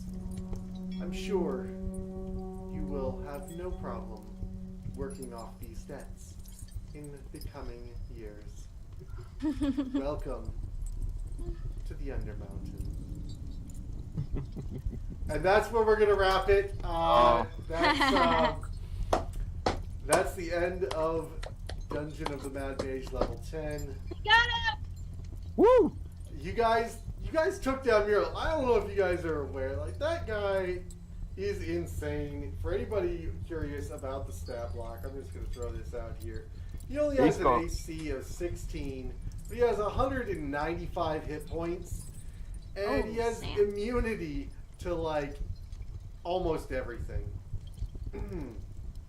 Where is it at? He's got legendary resistances. He's got a bunch of spells. Yeah. Here we go. I can put him on the combat tracker Man. and expand his combat abilities here. Let me just make it his turn My so God. we can see it. How many times did we almost kill? Ah! So he has 195 hit points. He has insane attacks, like +9 to attack. He's got retreating strike. He's got legendary actions he wasn't using in that fight because, frankly, I am stoned up. Well, he was stunned. Well, for a good portion of the fight, he did not have the option to use anything. He has tons of spells. Yeah, I mean, the guy's just insane. Cast and smash. Cast and smash. So you are now Cast and smash. aligned with Lady Vlonwell of House Avrindar.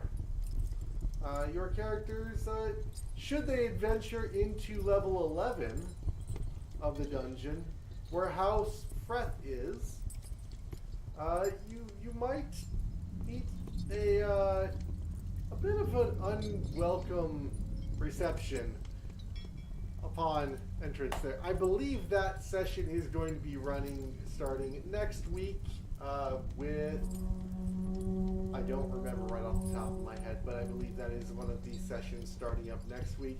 So I want to do a quick run around. We can each talk about our favorite moments over the last 3 sessions as we've done level 10 here, and just one more time shout out who we are, and then we'll bring it to a close. So Tim,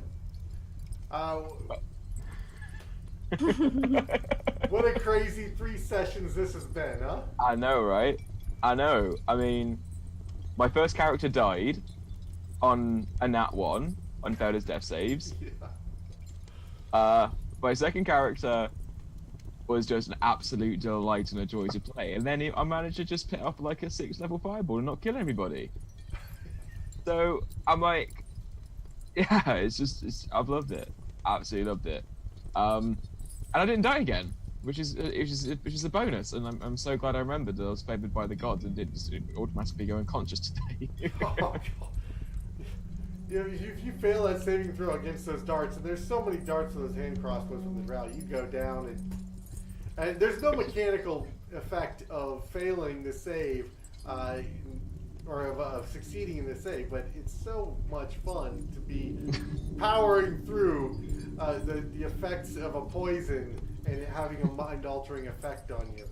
Oh, that was brilliant. It's just great RP, and you did wonderfully on that. Thank you very much, Tim. Thanks a lot, mate. Thanks so much. But yeah, I'm Tim. I'm at Anonmoth on near enough every single bit of social media.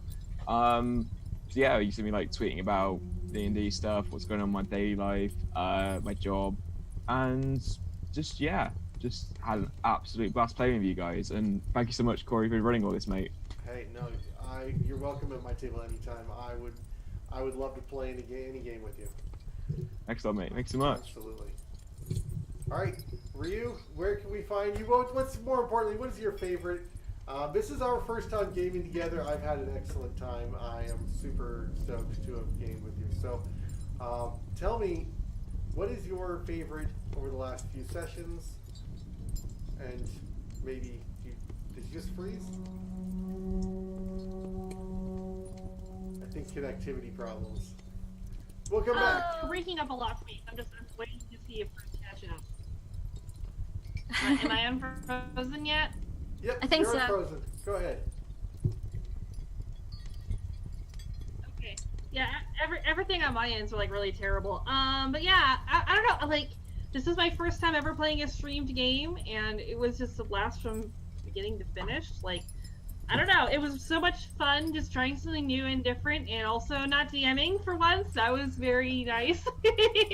I don't know. Like, honestly, honey throwing Hemet was really fun. Was just amazing and wonderful. And the fact that honestly, like, Honey finally got to hit Murial and the Stunning Strike worked, and just everything lining up the way it did was just amazing to watch. You all pulled out some amazing teamwork. And in that yeah, last fight there. so hi. Yeah, everyone was just so clutch, and it was really cool and really fun. And yeah, this was just really, really fantastic. Corey, you're a fantastic DM. You do, even though we slaughtered all of your obstacles, you were fantastic, and you're so great. Like, that's not why I put them out there. I put them out there to look pretty. Why do you want to smash my tokens? That's why they're there. I'm sorry. Alright, Ryu, where can we find you? So yeah. Yeah, hi, hello, I'm Ryu. Yeah, you can vote Red Wings. I'm on Twitter, I'm on Tumblr, I write and I draw. I'm also handling social media outreach for the Uncaged Anthology charity stream that is happening in April, from April 13th to April 14th. And I do believe our wonderful DM and his lovely wife are also contributing to that. And I asked before, so, Sam was wonderful and reminded me to do my nice big plug. So for those of you who are still watching, the Uncaged Anthology, which is a Dungeons & Dragons 5e supplement that is a collection of myth and folklore-themed adventures, where the focus of the anthology is to subvert monsters like hags, harpies, medusas, and things like that. They're partnering with the non-toxic benefiting Rain, like I said, from April 13th to the 14th, starting at 12 p.m. Pacific Standard Time. If you don't know what RAIN is, it's spelled RAINN, and it is the U.S.'s largest anti-sexual violence organization. They created and operate the National Sexual Assault Hotline, and everything the charity stream raises will be going to this organization. It's going to be super duper cool. Please come watch. Please come participate. The prizes are super awesome. I've seen the donor list. It's looking pretty cool. And on top of that, I found out today that our opening session will be played by the D20 Dames. So if you're a fan of them, you're not going to be disappointed by this stream. Please come by and please come show your support for a fantastic organization that is helping lives. And just my plug.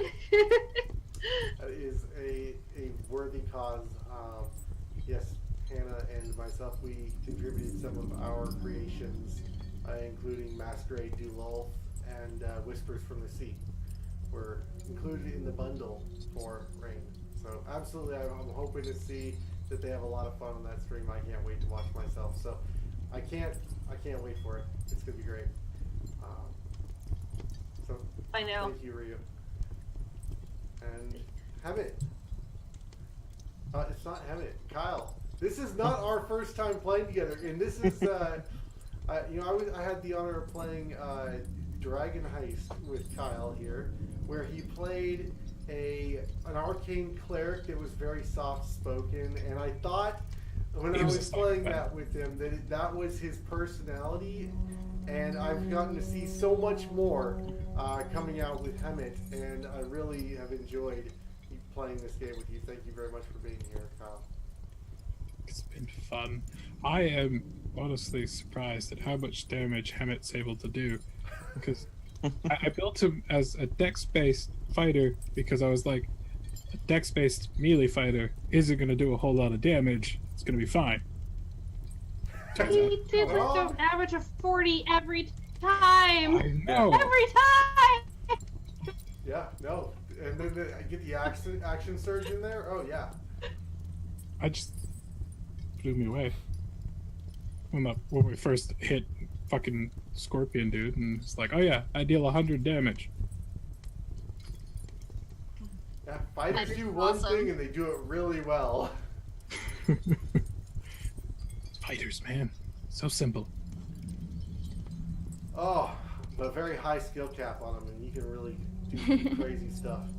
So, what was your favorite moment in the sessions in this arc? Getting thrown. Yes. It was all my Gimli dreams come true. Excellent. And where can we find you? You can find me at the thing down there. I'm with Okay. the app at the front. I'm losing my voice. Okay. All right. And Samwise, where can we find you? And Hey, I am Sam. You can find me at Samwise_GameG on Twitch and Twitter and Instagram. I stream Skyrim over on my Twitch, so check that out if you are into the Elder Scrolls stuff. And I tweet a lot about D&D and chronic illness and disability awareness. My favorite part, I think, of our run, I mean, getting like the last kill on Murial was really sweet, but that like first meeting between Gemaline and Shaw was just like phenomenal. That was so much fun to just have that like ridiculous back and forth between the two characters, and our like double prestidigitation was just like you two played off each other so well in those. I'm gonna miss that dynamic a lot. I am. It was fantastic. It really was. It has just been an absolute pleasure meeting all of y'all. It has. I am looking forward to many sessions with you all in the future.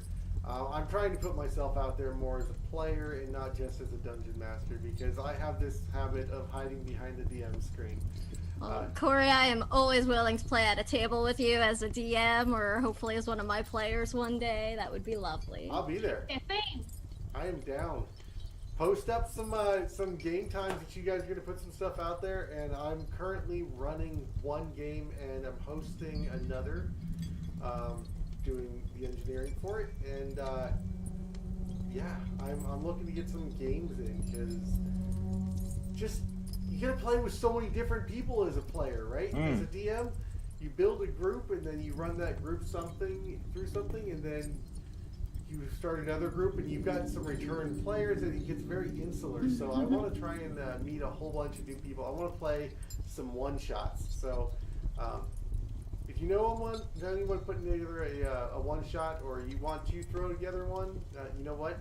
Hit me up in my DMs. I've actually turned off all the filtering on my DMs, so I want to be able to play in some games. And I make lots of funny voices. Yes, you do. Okay, so I am DM Corey. I am all over the place on Twitter, although recently I have not been posting a lot. I feel like I'm getting filtered. Anybody else feel like they're getting filtered a lot? I don't know. I gotta stop retweeting people. I think Twitter thinks I'm a bot or something. And you can find me here on Variant Roles. You can find me over on Encounter Roleplay, and you can find me on my Twitch channel, DM Corey, over on Twitch. And I'll be hosting Morganthus Pie there every Sunday mornings. And I'm currently doing Ravnica Unleashed, actually with Samwise here.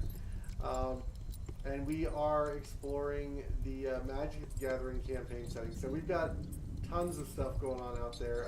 Morganthus Pie. If you want to hear that accent I did by accident earlier, for real, come watch that sometime. Yep. It was so cute. Oh, Dakashon, that is very kind of you. You were just all of a sudden so bubbly. No, which guild is that? Celestia. Okay. Yeah. I had a Zet that was also. Yeah, you know. Anyways. Well, I would love to meet. Amazing sessions, guys. For 3 arcs, I feel like we got in a lot more content than you can normally fit into 3-episode arc. So thank you all for being here so much, and thank you to the community for watching. If you're watching this VOD, like and subscribe, and maybe check us out on our live games. Variant Roles is hosting games multiple times a week, and then hosting other channels as well. So there's lots of entertainment to be had on the Variant Roles Twitch stream. So with that, this will be a Dungeon of the Mad Mage Extravaganza, level 10 Murial's Gauntlet, signing off, and we will be handing off the reins in this time slot to another DM and another fantastic party starting next Monday evening. So, thank you all. Thank you. That's all we got. Thank you. Bye. That's a wrap. Thank you. All right, guys.